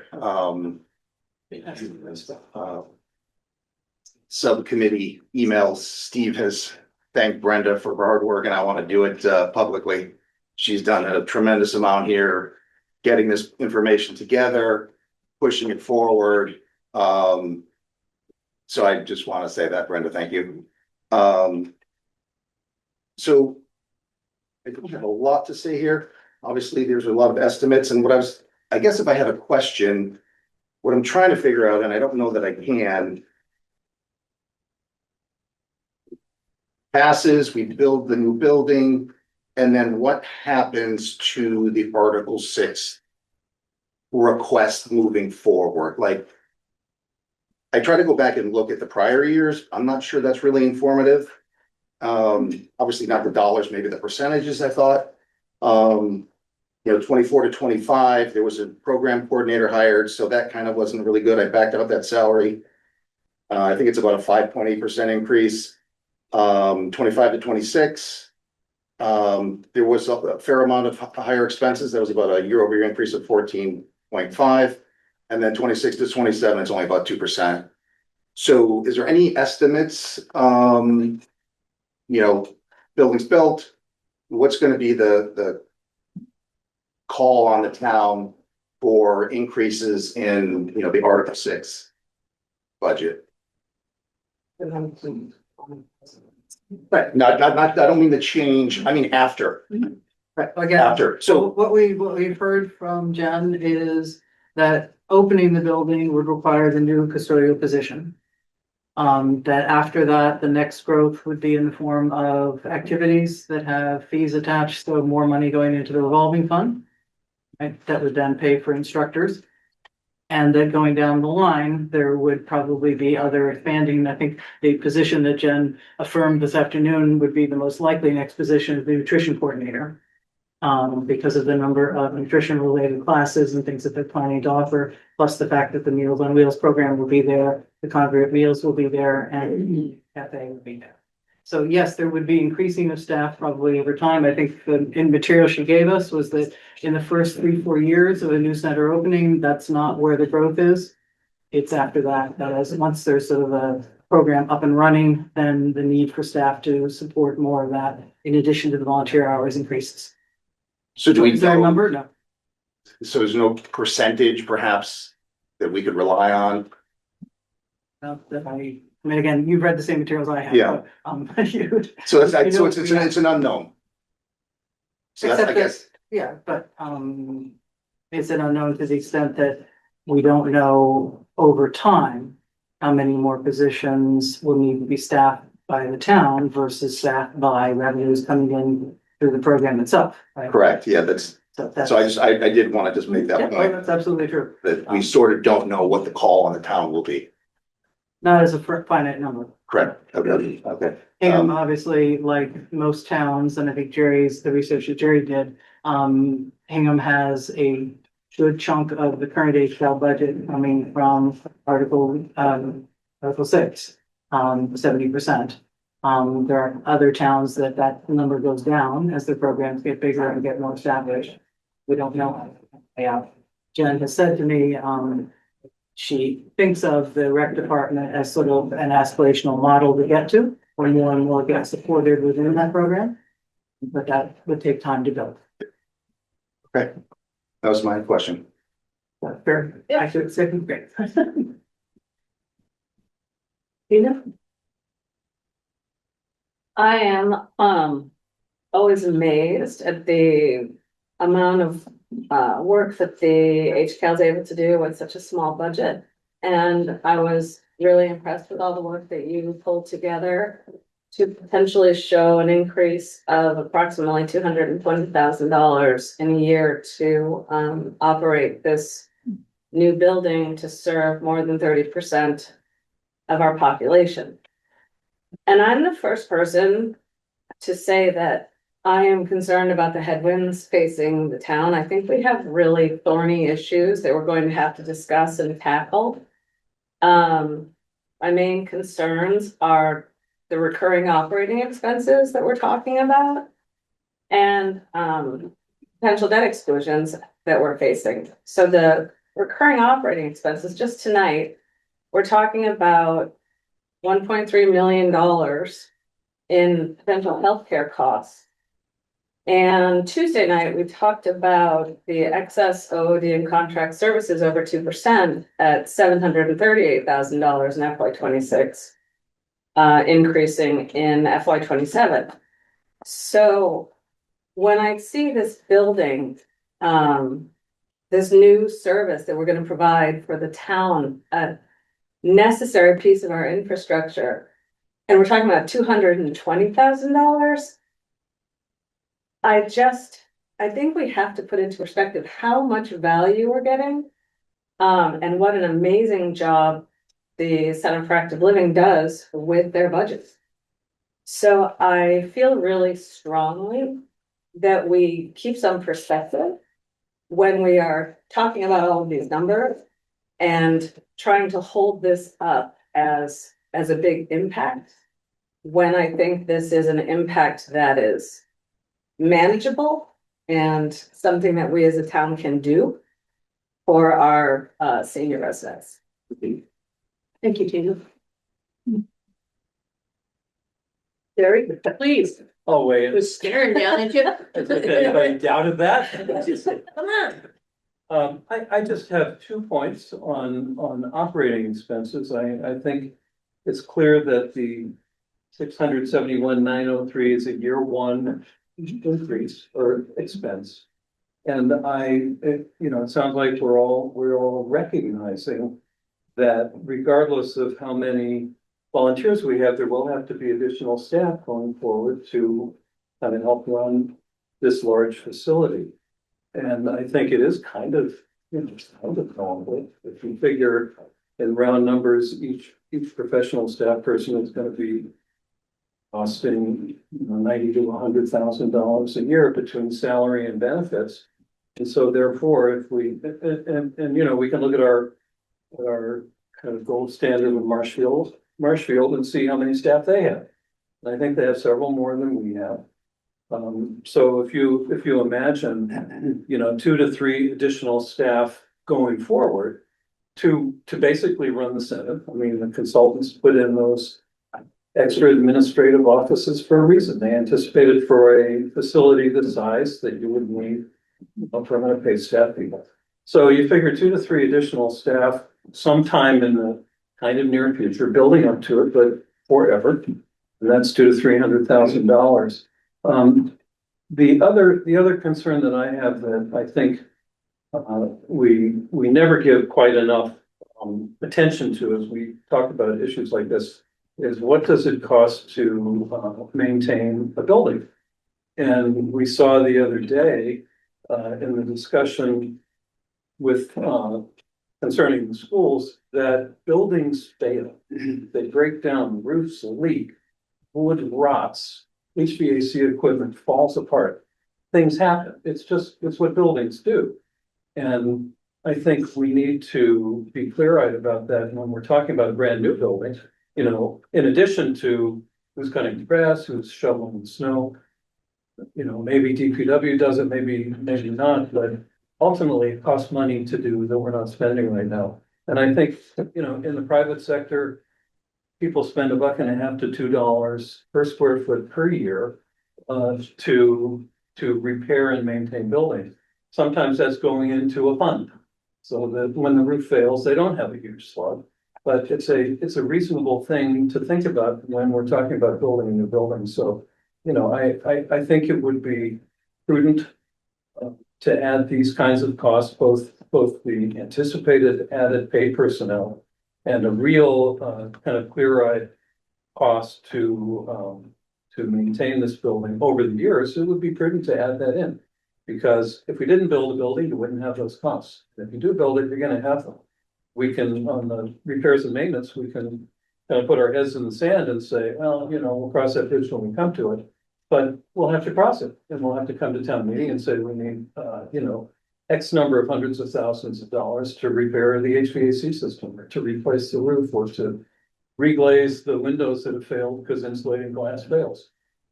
So, you know, I think we shouldn't overlook it. It's a real number. On a building like this, you know, I just pick a number, allocate 50 grand a year for that. So to me, you have, you know, I appreciate that you have, I think, a reasonable year one number for what we know about.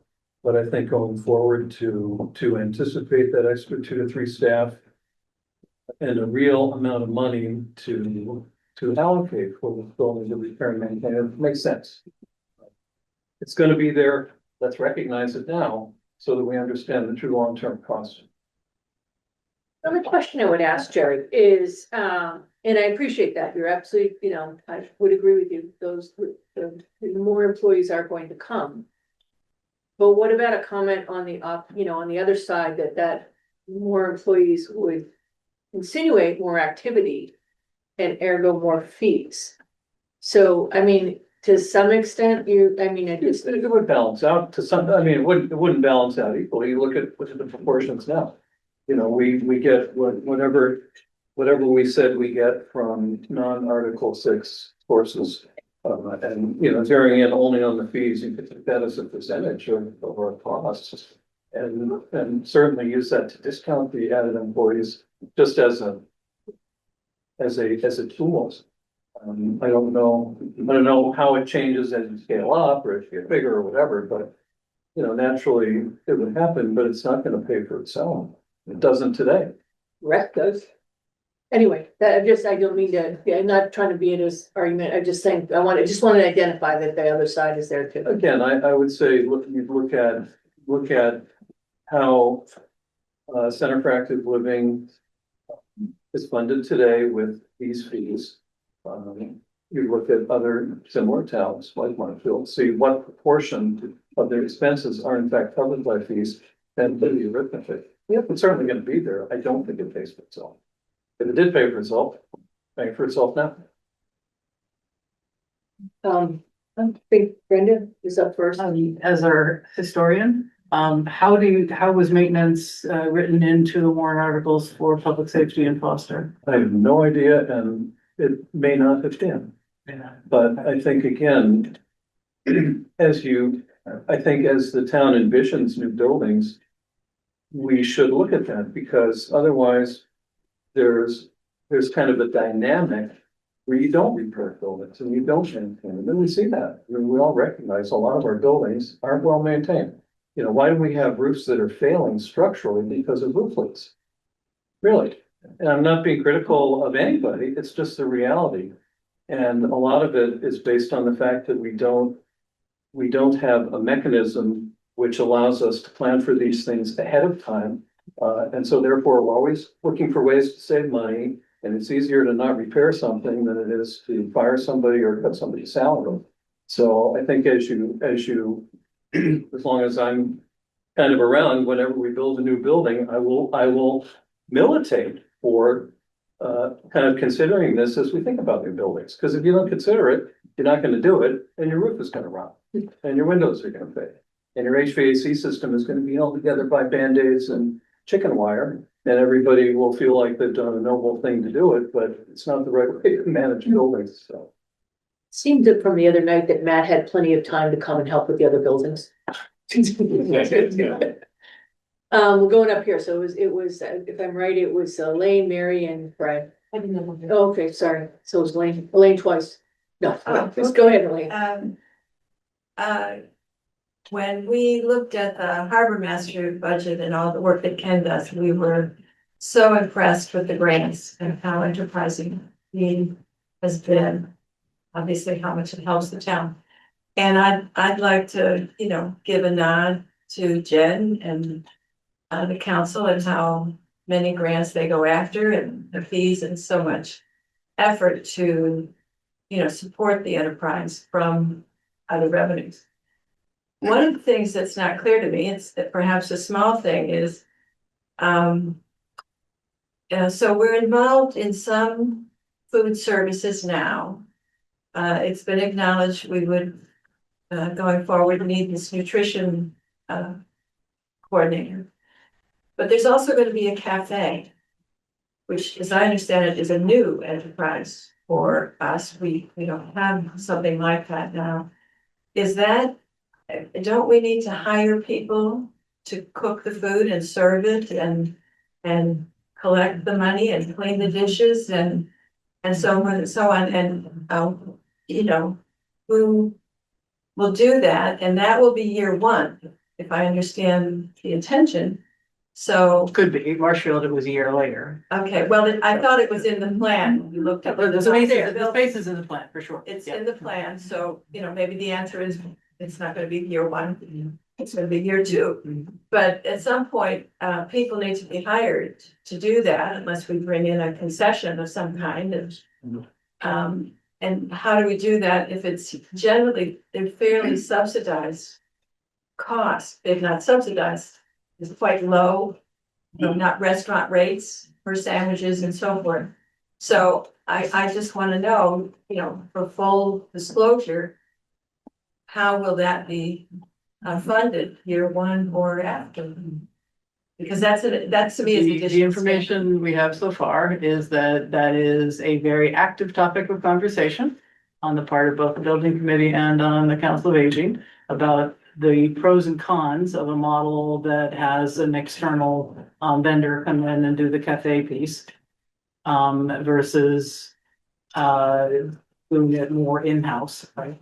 No matter what, there are a bunch of other food-related things that go on, from the congregate meals to nutrition classes, to Meals on Wheels, all of which so takes place in there. So I think the answer is under consideration, active, a lot of thinking about it, a lot of, you know, but no decisions yet as to exactly how that'll happen. I just, you know, we're gonna invest in putting in a cafe. So we don't want it sitting dormant. I know, I'm sure you all agree. Yeah. So, you know, it's not a long-term question, at least as I understand the program and so forth. I think it's very desirable, and will be much appreciated by the community, but it needs an answer if we're looking at, you know, more people, more services, and how affordable it will be to offer. I think we know what we know, and we know that it's being thought about, and if the article goes forward, then suddenly these people will have a chance to do a lot of thinking about that as compared to what to do to prepare for the building. So again, I think it's a, you know, yes, there will be eventually an answer, but I think there are a bunch of different things being thought about at this point and nothing's been settled on, so it's not possible to describe as something more that it is the intention to have that up and running, it's the intention to have that be one of the core things that brings people together, to hang out longer, to socialize together, as well as to get food, all of which are part of wellness, right? In other sense of that's,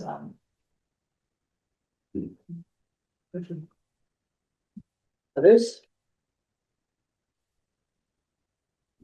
Right. The operating costs we talked about, and Tina mentioned, are expected to be up $229,000, which is about 51% from the 26 budget. The 51% increase in dollars. But I'm going to just very briefly reference that the size of the building is 500% bigger than the current one.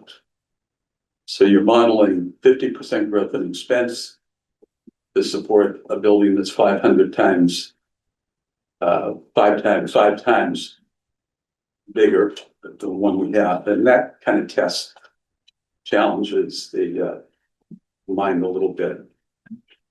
I wouldn't expect necessarily to be linear, but that seems a little bit too much out of alignment to be believable to me.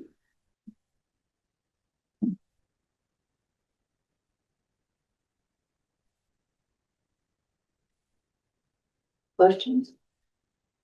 Comments? Okay.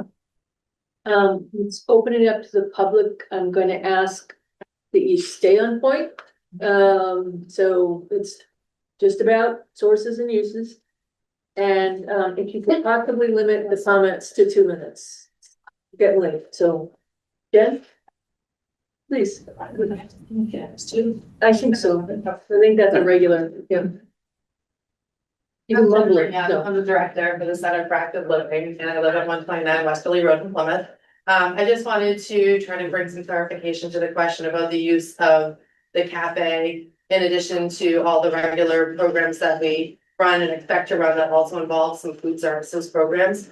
So if you look comparatively across other centers that have introduced cafe models, they still provide food services outside of that cafe to the remainder of their programs. So for one example is the congregate meal, which is prepared off-site, brought in-house. The food is ordered by us. We have, a lot of support groups that require food, lunch and learns, breakfast educational programs, large scale events. And if we were to bring in a third party person, which hasn't been determined yet, that wouldn't be in the scope of what their services would be. To provide the rest of the remainder of those food services to the center.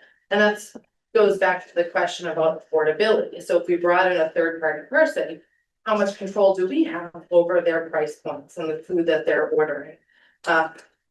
Keeping a lot of those food service programs in-house gives us the opportunity to make sure that it still is affordable and available to seniors, but it's also a requirement for Title III funding from the Older Americans Act that we provide those additional services to the seniors at the center.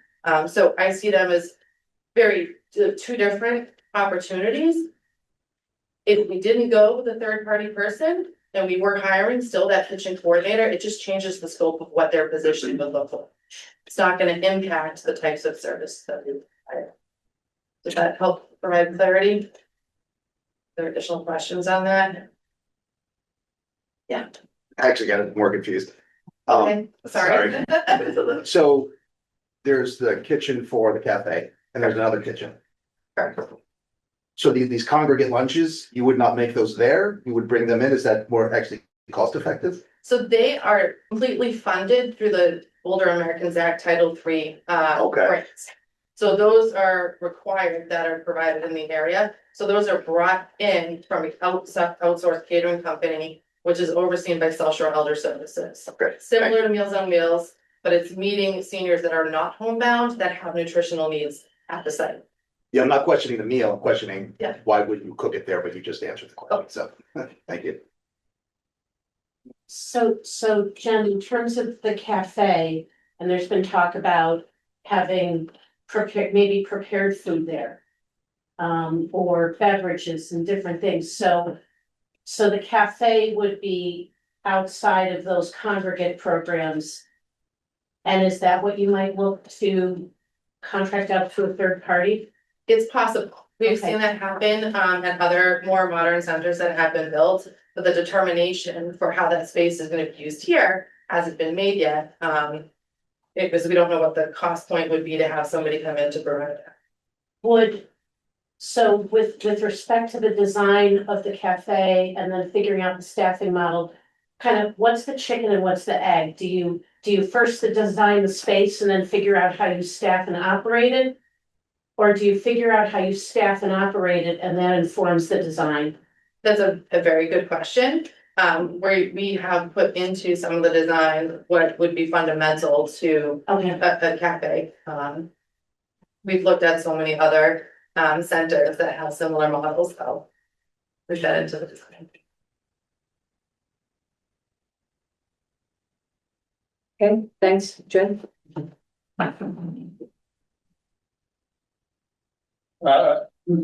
Joshua Ross, 125 on Quick Road. I've been waiting for the revenue meeting for a year. So real quick, and I see the other slide where it's 600. So currently we pay 0.27% of our overall budget for the Center for Active Living. So 27 cents for every $100 we spend on the seniors of the whole town budget. So like Tina said, I think a little perspective is good when we talk about some of this stuff. Second, I think, and I looked at the Marshfield numbers for staffing. If you look at their warrant article, a couple of those staff positions are fully paid through programming fees. So the social day coordinator is actually fully funded through their program fees. So it's included in the actual number of staffing, but if you look at the description in the warrant, I think there's another a staff position as well. So two of those three that you mentioned are fully funded. But it doesn't say it in the line item with staff. So I just wanted to clarify that. The Council on Aging has been looking at how this building is different than any other building that we've built, because this will be a revenue generating building, unlike the schools and unlike the public safety building. So I think we already talked about the programming fees, but if you go back to the slide where it said the number of fees that is in the revolving fund based upon the fees that we collect. If we're going to talk about 5 times the size of the building, then we should look at the revolving fund and 5 times the size of the fees that are collected. So if we're going to 5 times the expenses, we should look at the 5 times the revenues. I'm not going to go into specifics of what we think the programming fees are, because it is determined upon how many people are in the building. I think there's some disagreement on how many people that will be on a day, but I think we can all agree that the programming fees will increase with this new building. The cafe was just mentioned, and I know Jen mentioned a third party.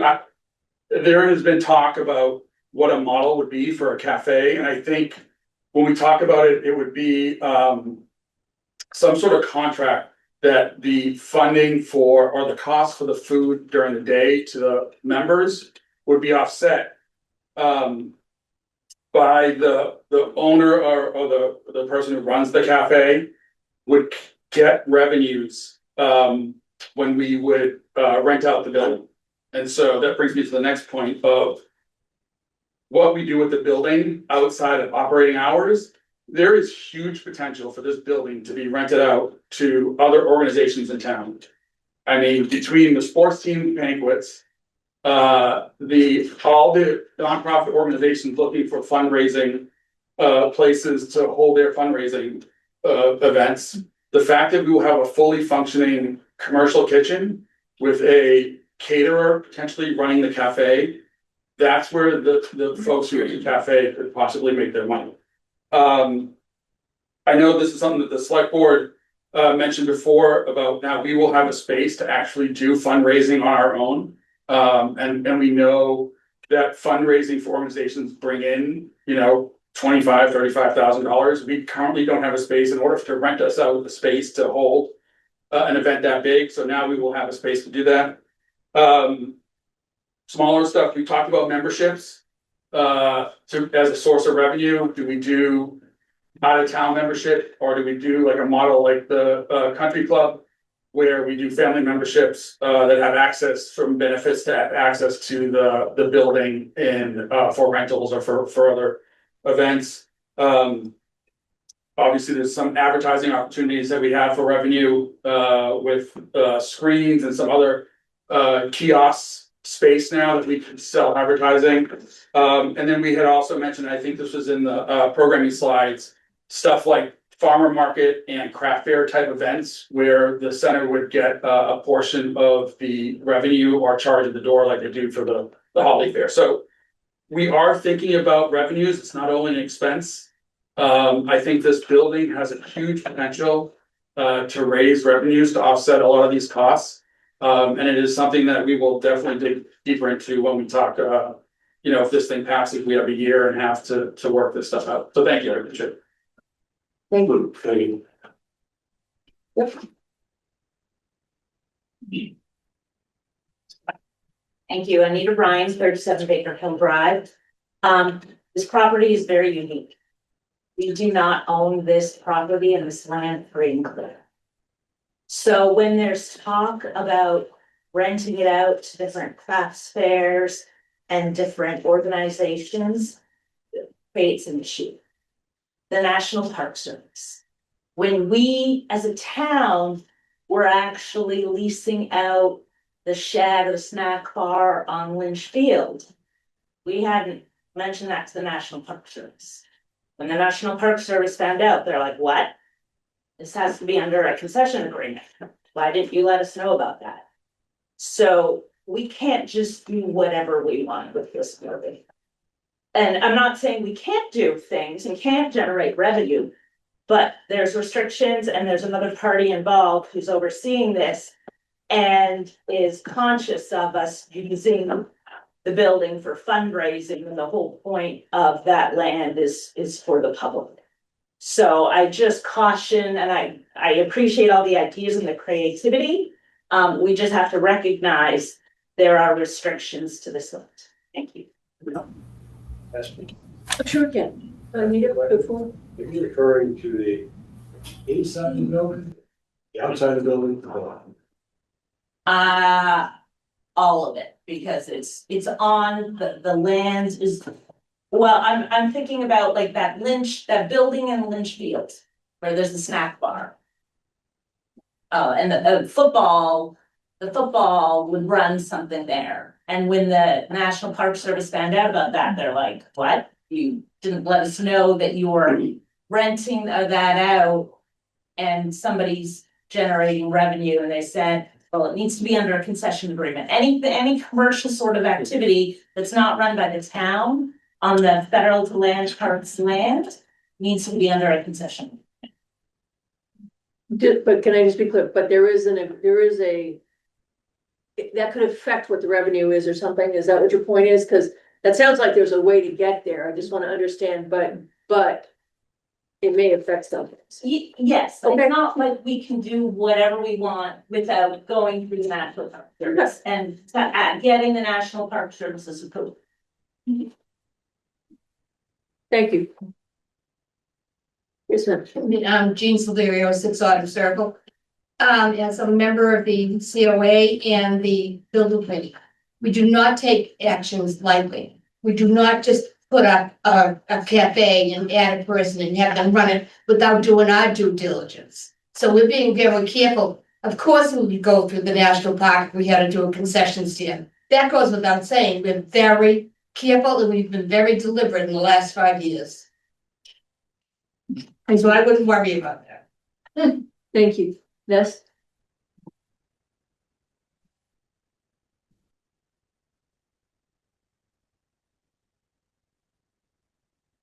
That's correct. 17 Ward Street. Thanks for making my comment. One of the things to think about, in addition to the increased revenue that Josh had mentioned, there is a revenue possibility on the other side. So if we have a new building, there's the revenue possibility here in Town Hall. What I had heard at the select board meeting was that the Displaced Traces program, that's not necessarily revenue generating. However, it does create an expense on the operating budget for the school, which is the town budget. I think it's like $70,000 to $80,000 that we would not be paying out in a lease that the Traces program is currently displaced at. The other two things that I had heard was that there was going to be the expansion of Shrek, which would bring more revenue possibility here. And then there was something about another local tenant that might want to rent out space. So I think when you're talking about the cost of the building, the new building, I think those things should be incorporated as well, because those will net against the total operating cost increase. That's it. Thank you. Thanks. Thank you very much.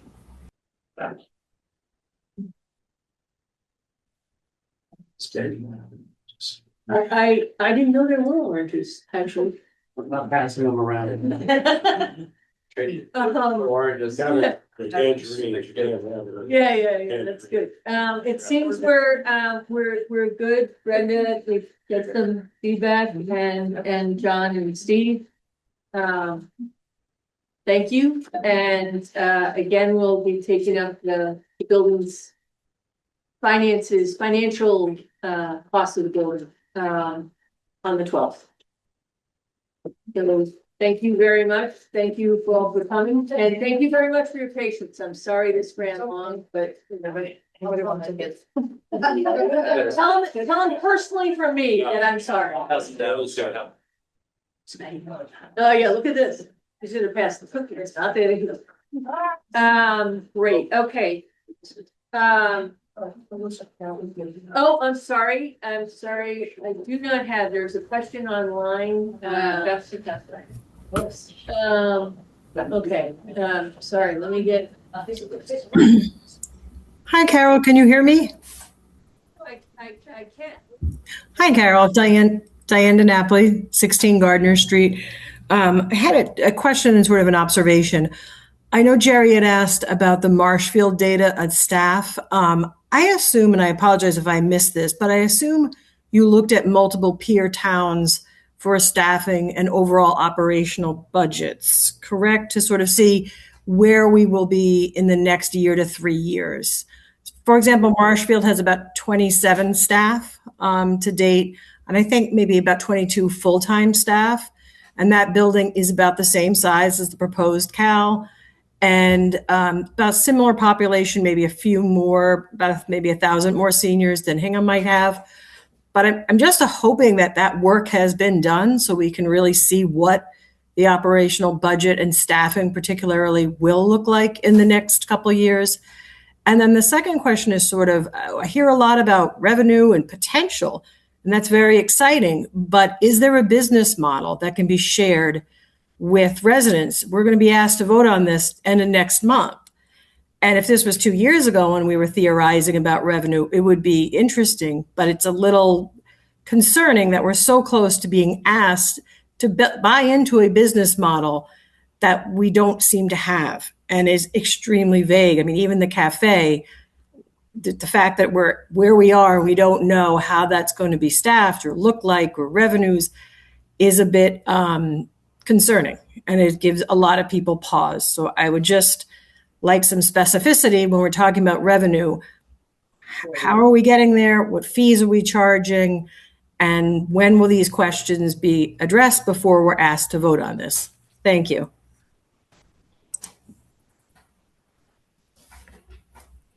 Okay, thank you, Diane. There's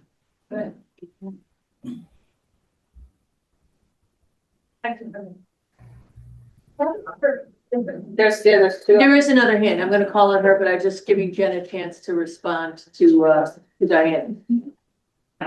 Jennifer Young, Center for Active Living Director, 29 West Ely Road in Plymouth. So yes, we looked at 20 different centers, both on the South Shore and across the state, care communities, looked at their staffing models, looked at what their operating budgets and expenses were. And to the point that we discussed earlier, when you look at a staff roster for a senior center department, it's not telling you how those positions are funded. So specifically to Marshfield, and we still to Duxbury as well, they each have 10 to 12 drivers for their shuttle vans, and that is subsidized through grant opportunities that they receive with GATRA, which is Greater Attleboro Transit Regional Authority. So, and speaking to Duxbury and again to Marshfield, they have several staff members that are funded through the recreational revolving accounts. They have staff members that are funded through their boosters or friends. And they also have staff members that are funded through the state formula grant, similar to us. Our part-time transportation coordinator is fully funded through the state formula grant. So as we expect and anticipate our revenues to increase and funds that are generated from donations and fundraisers, those would help to offset the cost of any anticipated staffing that we would expect. And I also want to add, going back to the number of volunteers that we have here, you know, I came from a large community. So here we had about 150 volunteers in my previous role. I have to tell you, you guys in Hingham have a crackerjack roster of very educated, very excited volunteers that want to give back. And that's how we're able to currently do a lot of the work that we're doing at the center. And, you know, expanding the number of programming opportunities and spaces for it actually increases the number of opportunities for those volunteers. 90% of what we do is volunteer run, half of them, but several of our volunteers that run programs are in the room right now. So we continue with that model. It would just get a lot better. Thank you, Jen. And Jessica, let me get to your.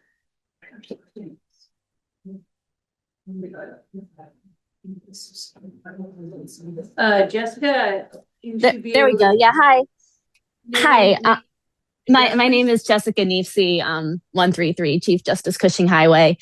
I asked a question in a select board meeting a little while ago about whether the select board considered letting the senior center act as a combined community center, like we have in Pembroke and some other peer towns. And they and others that I've spoken to have said that they're very willing to consider using the building for other groups after hours. But from the budget or from the talk people have been describing over revenue, it seems like that it's expected to be a paid facility after hours and on weekends. And so I'm just wondering, is that money going to come from other town funds, from the schools, from the rec department, from other town groups? Or if this is a fully town funded facility, why are we considering charging residents, especially through town programs, to use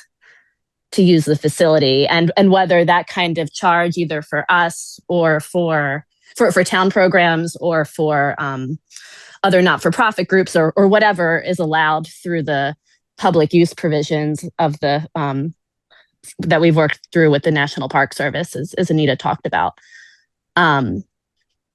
Because from what I understand, the land, part of the condition of the land swap, the land transfer from the federal government, is that the land has to remain public use and open to the public. So if it's charged, that seems like it might be a problem.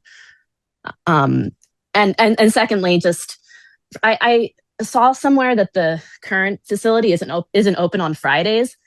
It's just open Monday through Thursday. Are we expecting this building to be open on Fridays, and will that add to just staffing expenses by default because it's an extra day per week? Thanks. It is planned to be open 5 days a week. And so the staffing pattern and costs that we have for start opening it are the ones that we've been quoting tonight. Is it just like a straight 20% increase in cost there if people, currently aren't doing programming on Fridays and now they are? Or will be expected to? The 4-day-a-week model in Hingham is true for most municipal employees. They work a 40-hour week or 35-hour week in 4 days. So now they will be spread across 5 days. Instead of the 4 10-hour days, you'll see 5 8-hour days. So I'm just repeating, that's what you mean. Yeah. Okay. Exactly. So so this building will be open fewer hours than the current one, or it will just have more people to cover the extra time? It'll be open about the same number of hours, but daytime hours, Monday through Friday, rather than currently the days that it's open now in Town Hall, which in general is not open on Fridays. Okay, so we'll have less hours Monday through Thursday to keep it open on Fridays? Spread across, same number of hours, just spread across the whole week instead of just 4 days. Okay. All right. I'm sorry, but on the first point, that's what I'm most concerned about, is the access to other town groups and not having them being charged for it. And I don't think we can town that groups, now. I mean, my experience is that town groups do pay each other. I mean, different parts, different programs.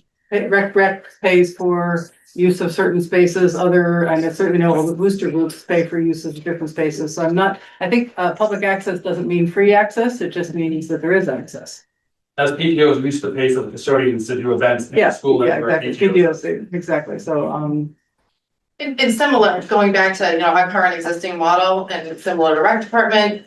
Programs that are offered nights and weekends have to fund the instructors that are running them unless it's a volunteer. So if you're gonna have somebody come in and teach, sculpting class with play, you have to charge fees to offset the cost of having that person come. It's the same operational model that we have now. And how the select board determines they're gonna expand that in the future is up to them. I'm sure that they would follow and do their due diligence as well. Thank you. Okay, great. Thanks. Thank you. Okay, thank you all. We are gonna move on to our watching the time, if we don't get through our couple of remaining articles, we will move them. But let's see if we can at least get 1 or 2. See how we do with what the conversation is on the couple left. So basically what I see is left is the, well, we have the 230 North Street sale and zoning that moved from the other night. So Ben, you want to talk about that a little bit to us? Yeah, this will be fast. Would you read it? So we'll just, with Article Z, it's similar to Article Y in many regards. It's the sale of, another potential sale of another asset, the North Fire Station. The only differences I would say, from Michael's article is that this will not have a preservation restriction. But that is because it is already within one of Hingham's historic districts. So it will have some monitoring and enforcement in place. And then the one other thing that I would say is different is this is relying in part, not 100%, on another article, and that would be the zoning piece. And that's Article B, which we can discuss next. What, one of them gonna suggest you do them together, so to Okay. the context, why don't you go right ahead and then we can Sure. come back to questions individually, but. All right, well, the D article. Currently, the North Fire Station is sitting in open space. I gotta find my article here.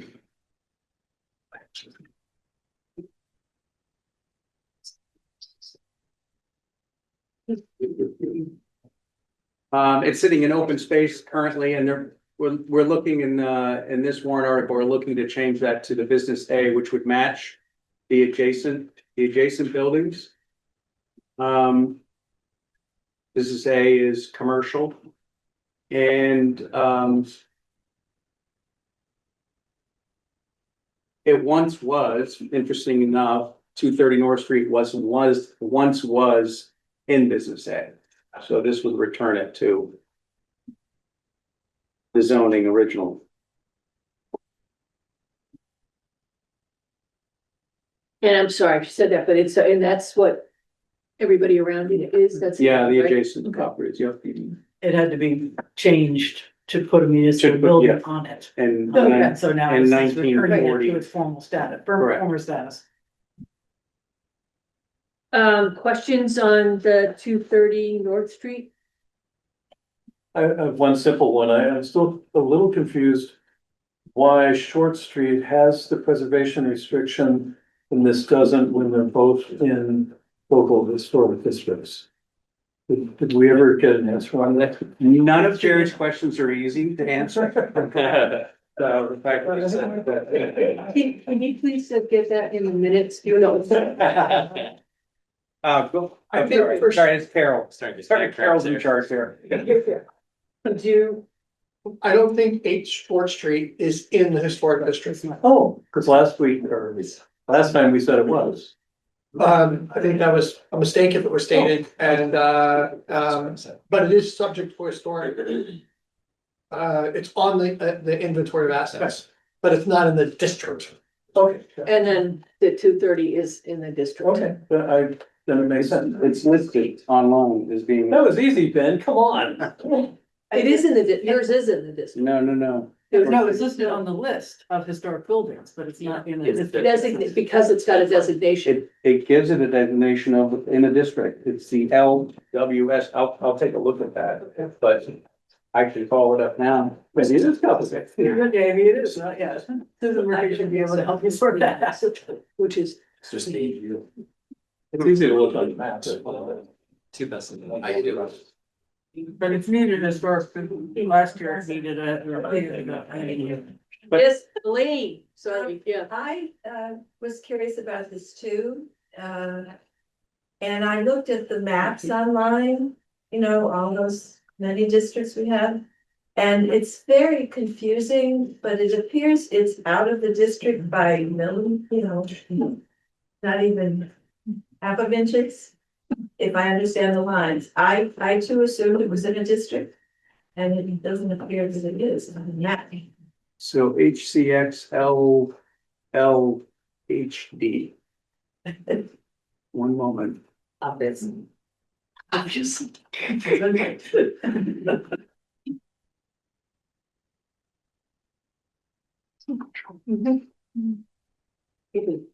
HCXLHD, Hingham Center Extension Local Historic District. Is the extension differentiated? Then where is that integrated? On the Google. No, not Google. There you go. Yeah. I'm sorry. Discussion goes to these emergencies. Yes, sure.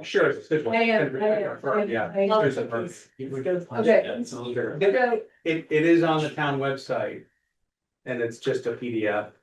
And it's easy, you can search it. But I mean, that, where is that the inventory that it's listed? Yeah. Are all the properties on the inventory? Yes, National Register, everything, yeah. Yeah, I thought it was the National Register, but National Register isn't necessarily, but it's. But I think I can answer Jerry's difficult question. We'll let you try. Go ahead. All right. So there was talk of CPC funds were used at 8 Short Street. So it was my understanding that the preservation restriction is a requirement because those funds were used. Could that be? Doesn't sound right. You know what, I'm gonna suggest that was talking about 230 North, and Yeah. we'll get you an answer. So that if we have to revote or whatever it is, let's go back to your answer, but I think the answer to 230 North is it's in a historic district. So I just, and for the sake of our not knowing the answer, we tried, but why don't we talk to Susan Murphy, or I will find, I feel like I've got an email from John on it, but. Yeah, I'd be on 230 North. Pardon, let's stay on 230. Yeah, right, probably. But so why don't we go ahead with 230 North, if we know the answer on, and we'll find out on East Shore again.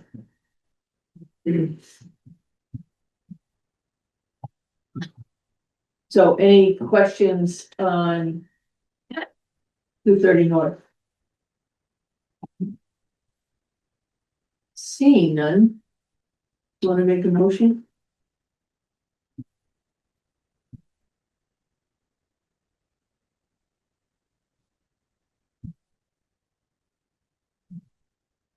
So I'd like to make a motion that the town authorize but not require pursuant to MGL.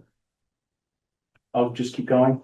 Okay, MGL Chapter 40, Section 3, Chapter 40, Section 15A, and Article 5A, Section 4A of the Town of Hingham General Bylaws and all other applicable laws, the select board to sell the property with all buildings thereon located at 230 North Street, Hingham, Mass, for any use allowed or permitted in the applicable zoning district under the Town of Hingham zoning bylaws and subject to Hingham Historic District Commission bylaws and regulations, all in such terms and conditions as the select board deems in the best interest of the town, and provided further that the proceeds for any such sale shall be deposited into the capital stabilization fund.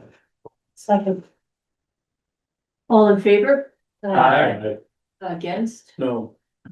Recorded? Yes. Me too.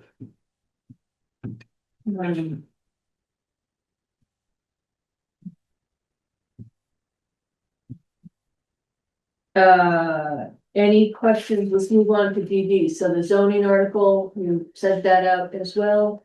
Yes. And just so that was to bring it back to its first, any questions on the zoning article? I would have just a procedural question, which is, shouldn't that be first?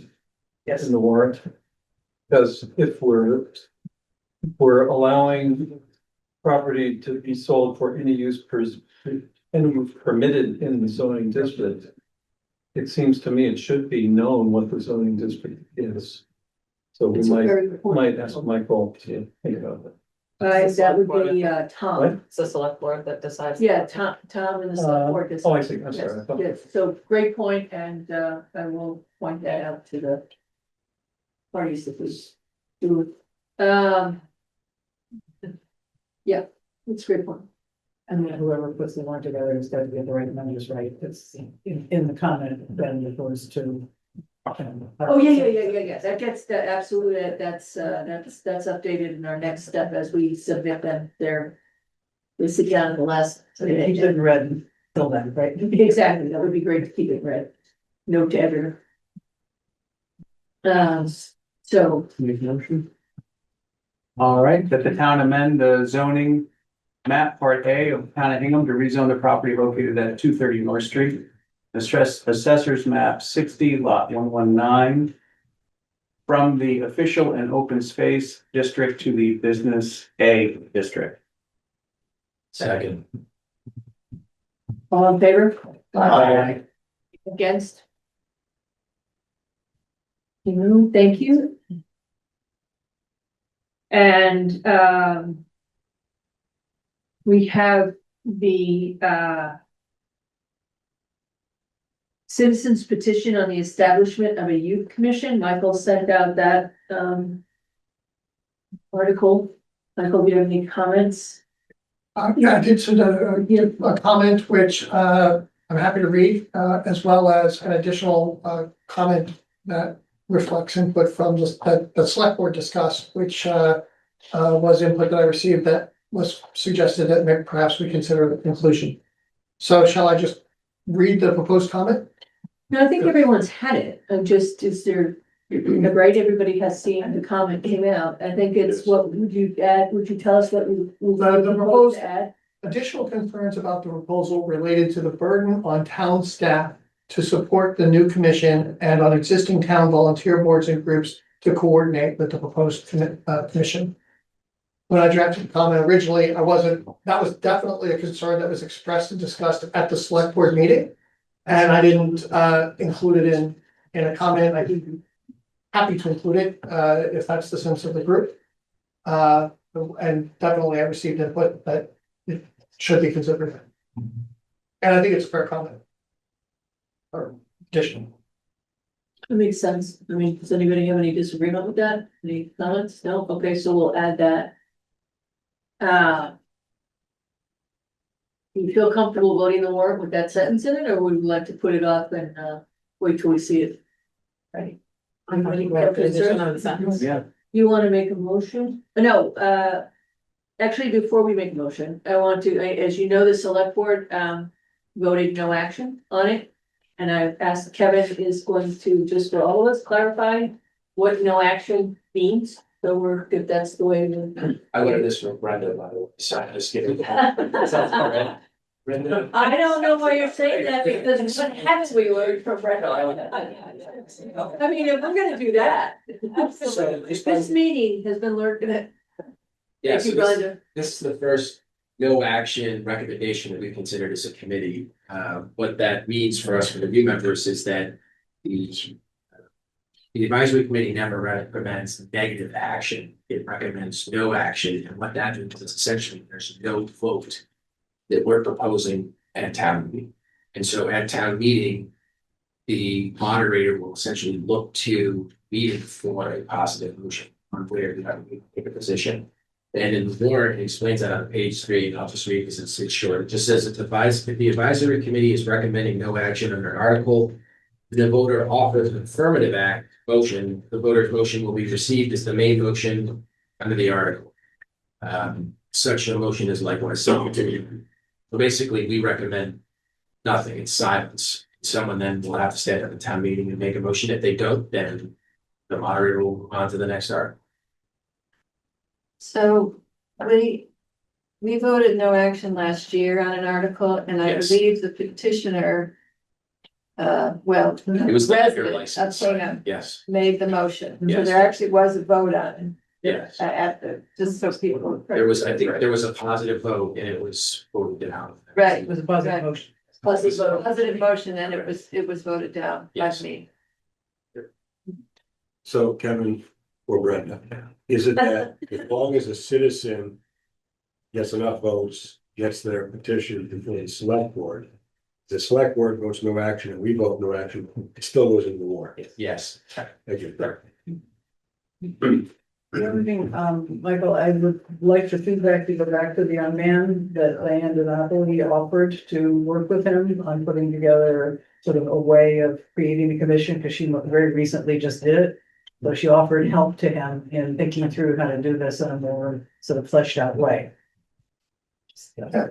Everybody thinks there's some merit to this idea, that this thing wasn't fleshed out and it has some other demands on town. So, but there was a volunteer offering to help her think it through, so just like to make sure you heard that. And then we can connect them up with her. Does that make sense?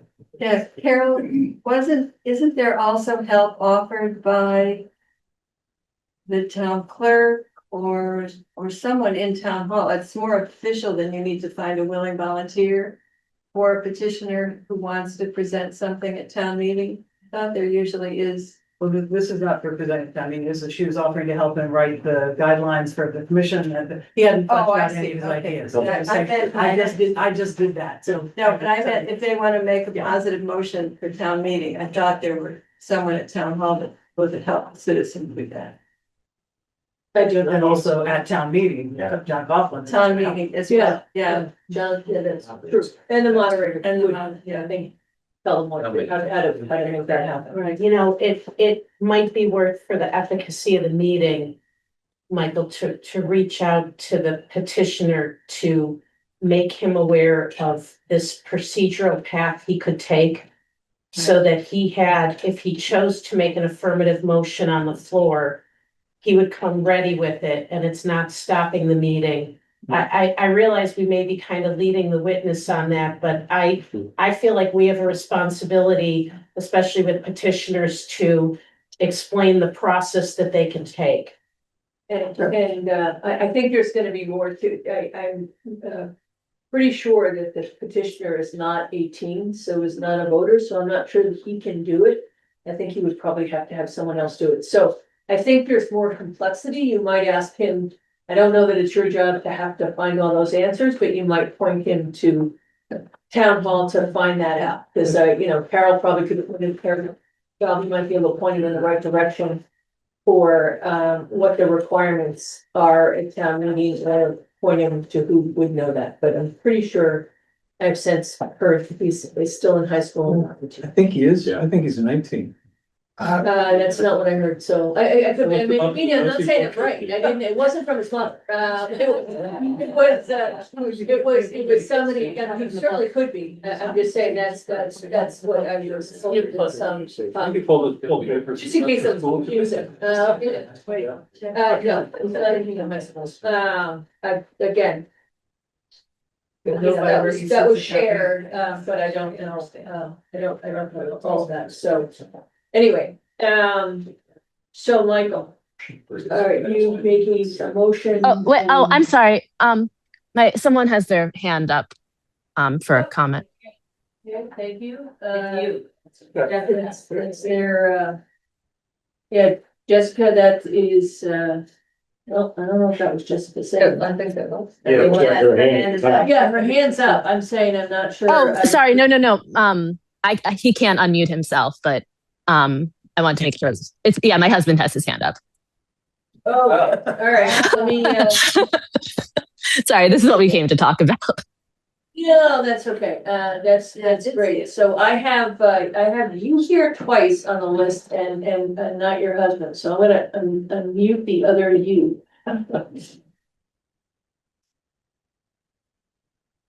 That seems to be that's not working. Hi, can you hear me? Yeah, you should be unmuted now. Can you ask him Okay. to? Can you hear me now? Yes.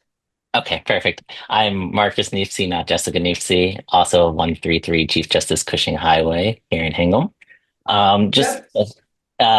was at the town or the other meeting, and the proposal was he was either 18 or 19. But I was wondering more about how I find out more about the process at town meeting of proposing it or having it come to a vote, and where I could find that. I'm gonna suggest that you start with the town clerk's office. I think she's very involved in the election process and planning for the meeting. So I think the town clerk's office could at least point you, if not answer your questions, point you in the right direction. Okay. And secondary, I know there was the discussion about the administration burden related to this group at the select board meeting. I was a little bit confused on that. Can somebody, I guess, if this is going to come to a meeting possible, can someone help me understand further about the administration burdens and what was kind of like the barrier to this group? Because I understand the group itself was a $0 group, but obviously everything comes with a cost when it comes to meetings and groups. If someone can help expand on that. I think I'm gonna suggest that it had to do with it's a commission of the town, and so therefore with the town having its responsibility, there would be some involvement. I don't know what the level would be, because again, I don't know that we understood enough how it would operate, but that there would be some involvement from town employees if it's a town level commission. Sure. Okay. I just wanted to, sorry, just one last point I would say is that obviously I have a biased opinion. I'm a pediatrician, so I'm always gonna try to advocate for the children. Um, just saying that, the town has a lot of committees and this is an underrepresented population for our town. And I feel the minimum costs comparatively to other projects, large and small in the town, to give kids a vote or a voice in the town is a beneficial thing. That's it. Thank you. Thank you. Thanks for coming to the meeting. Michael, did you want to say something? I just had a couple of comments to respond to the collective input, which I'm grateful for everyone's input. I've spoken to the petitioner a number of times. I've spoken to the head of rec. I've spoken to the superintendent of schools.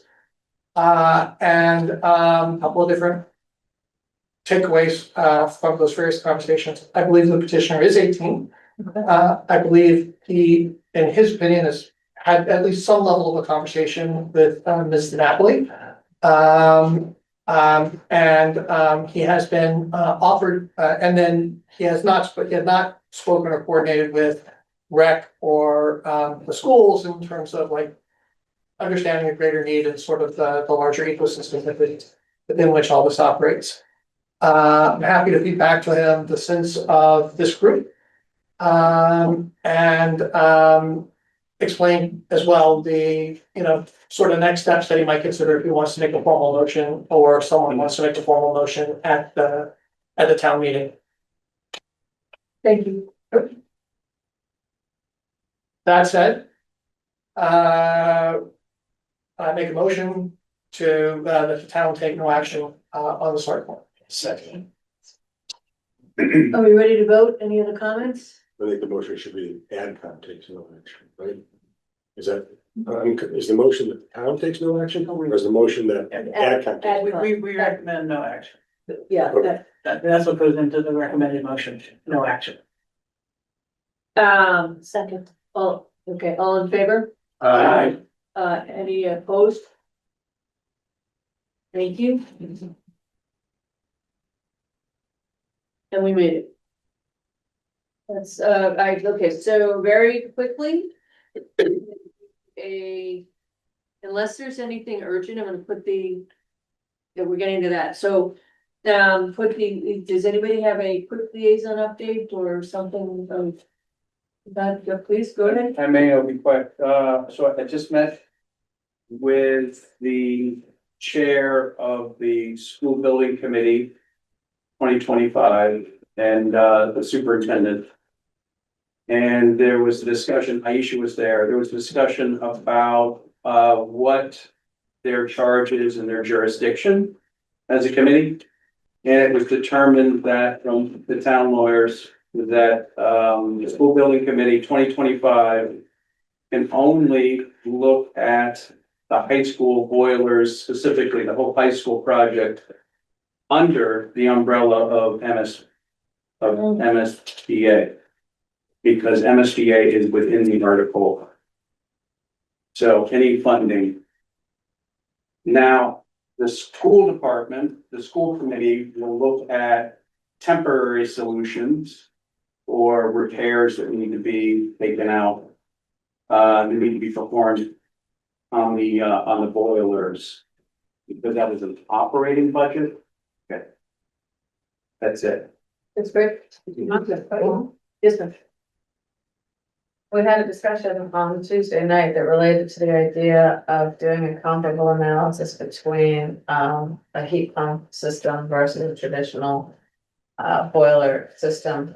If it were to be the case that a determination was made to go forward with not a heat pump solution, would then the building committee not have an involvement with that? Okay, so this gets a little more complicated. So, Sounds like a very clever. I'm not the only one. that was discussed, and what was decided is that the school committee would work on those numbers. Now, they would be a reliable estimate because you're not going to get schematic drawings. There's just no funding to get that done. So they'll take a look at the alternative solutions, come up with some kind of a reliable estimate within 15% of the cost, overall cost.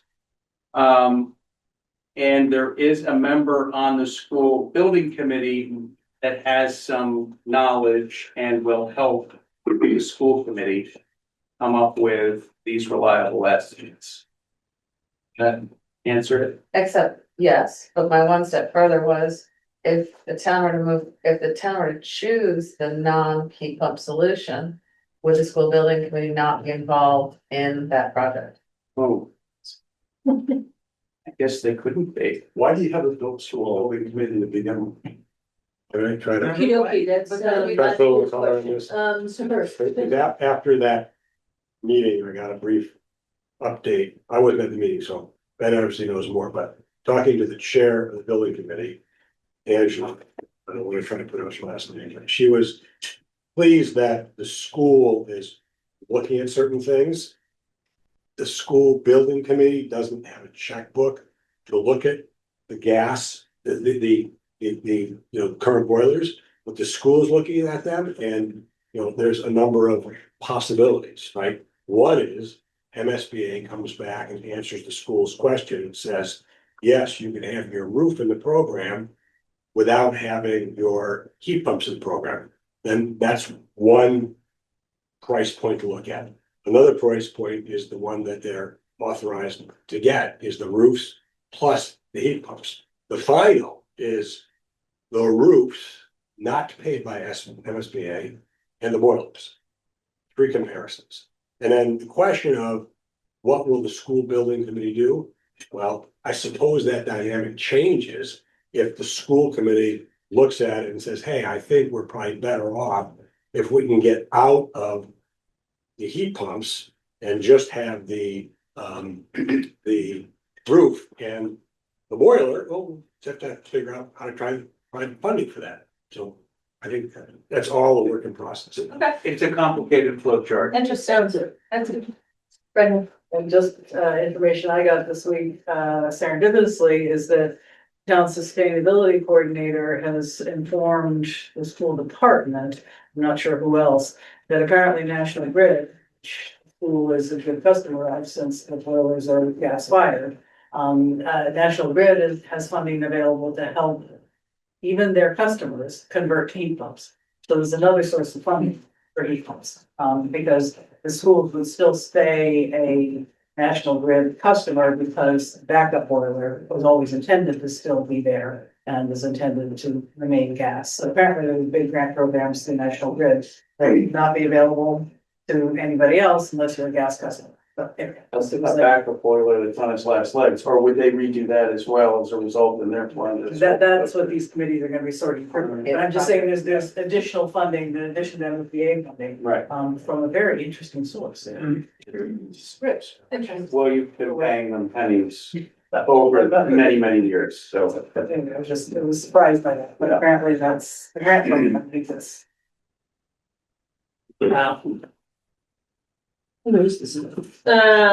Anything else before we go to housekeeping? We're gonna pass these around. This is just our agenda for next week. It's in a folder on the Dropbox for next week. And I'm adding, to our folders, the material from today is in there. Pass this around too. So this is yep. And it's very deliberate. It doesn't look like you're thinking it's not, but it is. So is this a little bit of a test to see if you've been paying attention? Next week, we are, when you look at the agenda, you'll see, the first item has to do with the funding of articles. Here is a first draft of the funding. If you've been paying attention and you know what the articles are, then you know what the left column is, even though you don't have the whole left column. If you haven't been paying attention, that's not my job. This is the test? So this is the test, you've got Article matches these little. you got something going to the reserve fund. Now that's up to you, if you know which article that is, the second one has service, so it's up to you to figure out if that's civil or not. Anyway, I'm sorry about that. I printed them twice and was running late as I showed up here, late, so I gave up. So next week I will give it out. It will be it might even already be in the Dropbox with all of the words.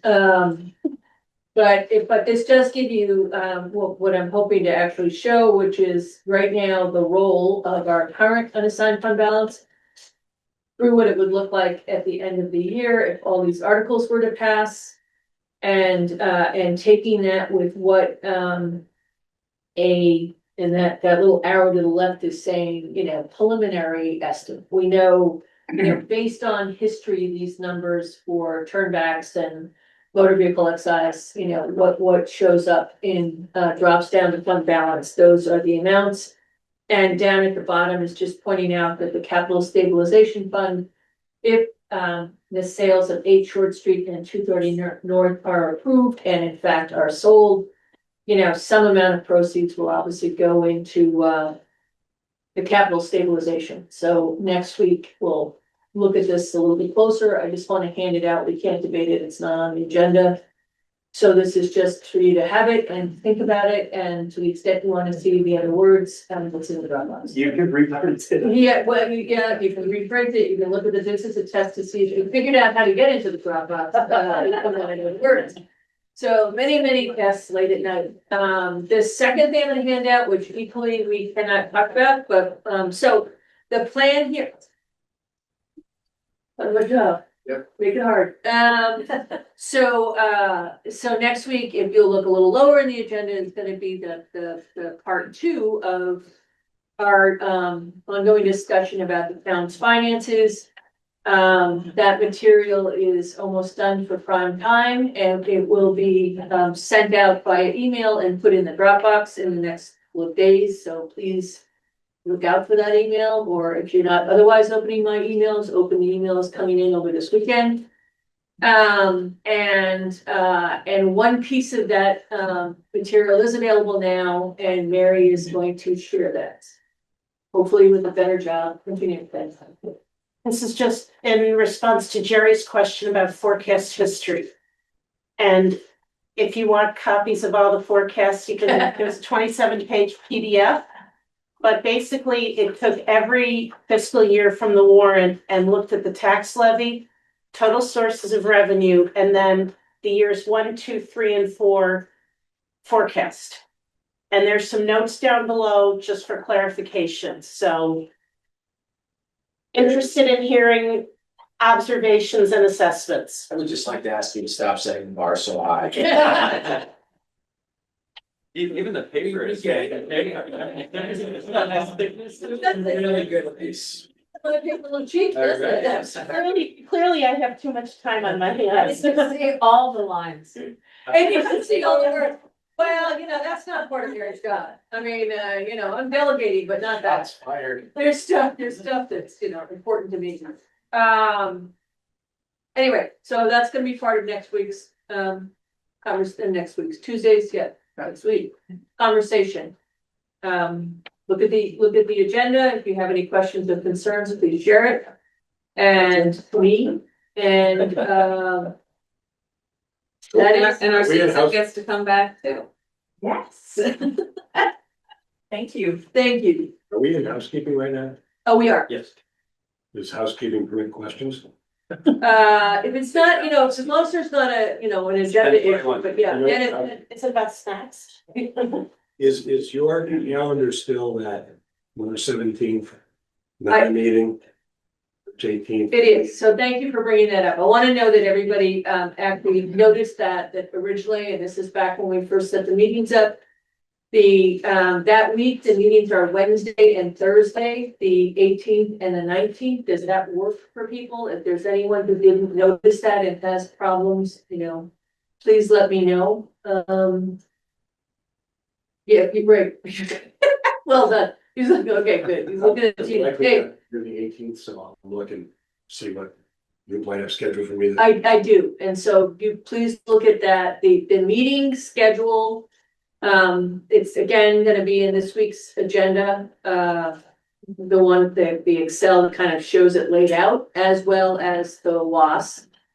And again, thank you very much for everybody's efforts. We have submitted a number of articles, so thank you, and particularly the editors who are doing a regular job and that. But we have submitted a number of articles, but that is still good, and the current version, one other article has moved, to accommodate the proponent, or the speaker to it, and Steve, you let me know when that would be a good time to move it to on another meeting, and if anybody else has any issues with that, yes, ma'am. I don't have issues with that, I had a question, I'm sorry. I didn't want to call it adjournment. Yeah, any issues, please let me know. Yeah, I won't be here on the 19th. Okay. Well, let's see. Relating to the meeting schedule, I was just going to ask you, counting backwards from when the warrant drop dead date is, when are we going to have finished all of our, other than, the Article K number and any, inserts, when are we gonna have finished? What is the last meeting we're gonna have on all of this? It is, as the meeting schedule shows, I have us tentatively finishing on the 19th. The 24th between us is out there as a very short meeting with not much on it if we need it. So, that is on the schedule. I would, if there's one more article and we need to discuss it more about it at that point in time, it's only submitting one into the, and I think as we're submitting them as we go is helping Sharon with her time. So I just don't want to let that, leave them too skinny, but the 24th is a possibility. Got it, thank you. And the drop dead date for the warrant?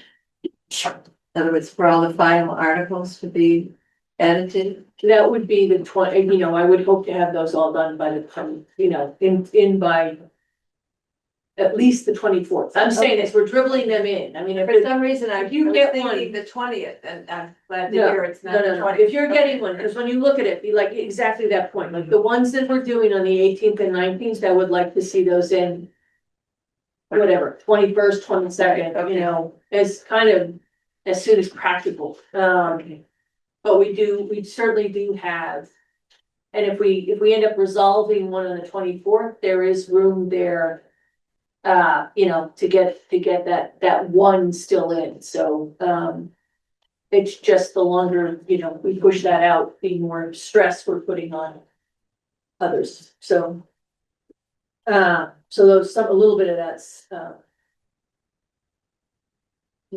yeah, so 24th is the last possible meeting, and probably 24th is the last day for submitting. Any other questions? Hearing none? Make your own adjourn. All in favor?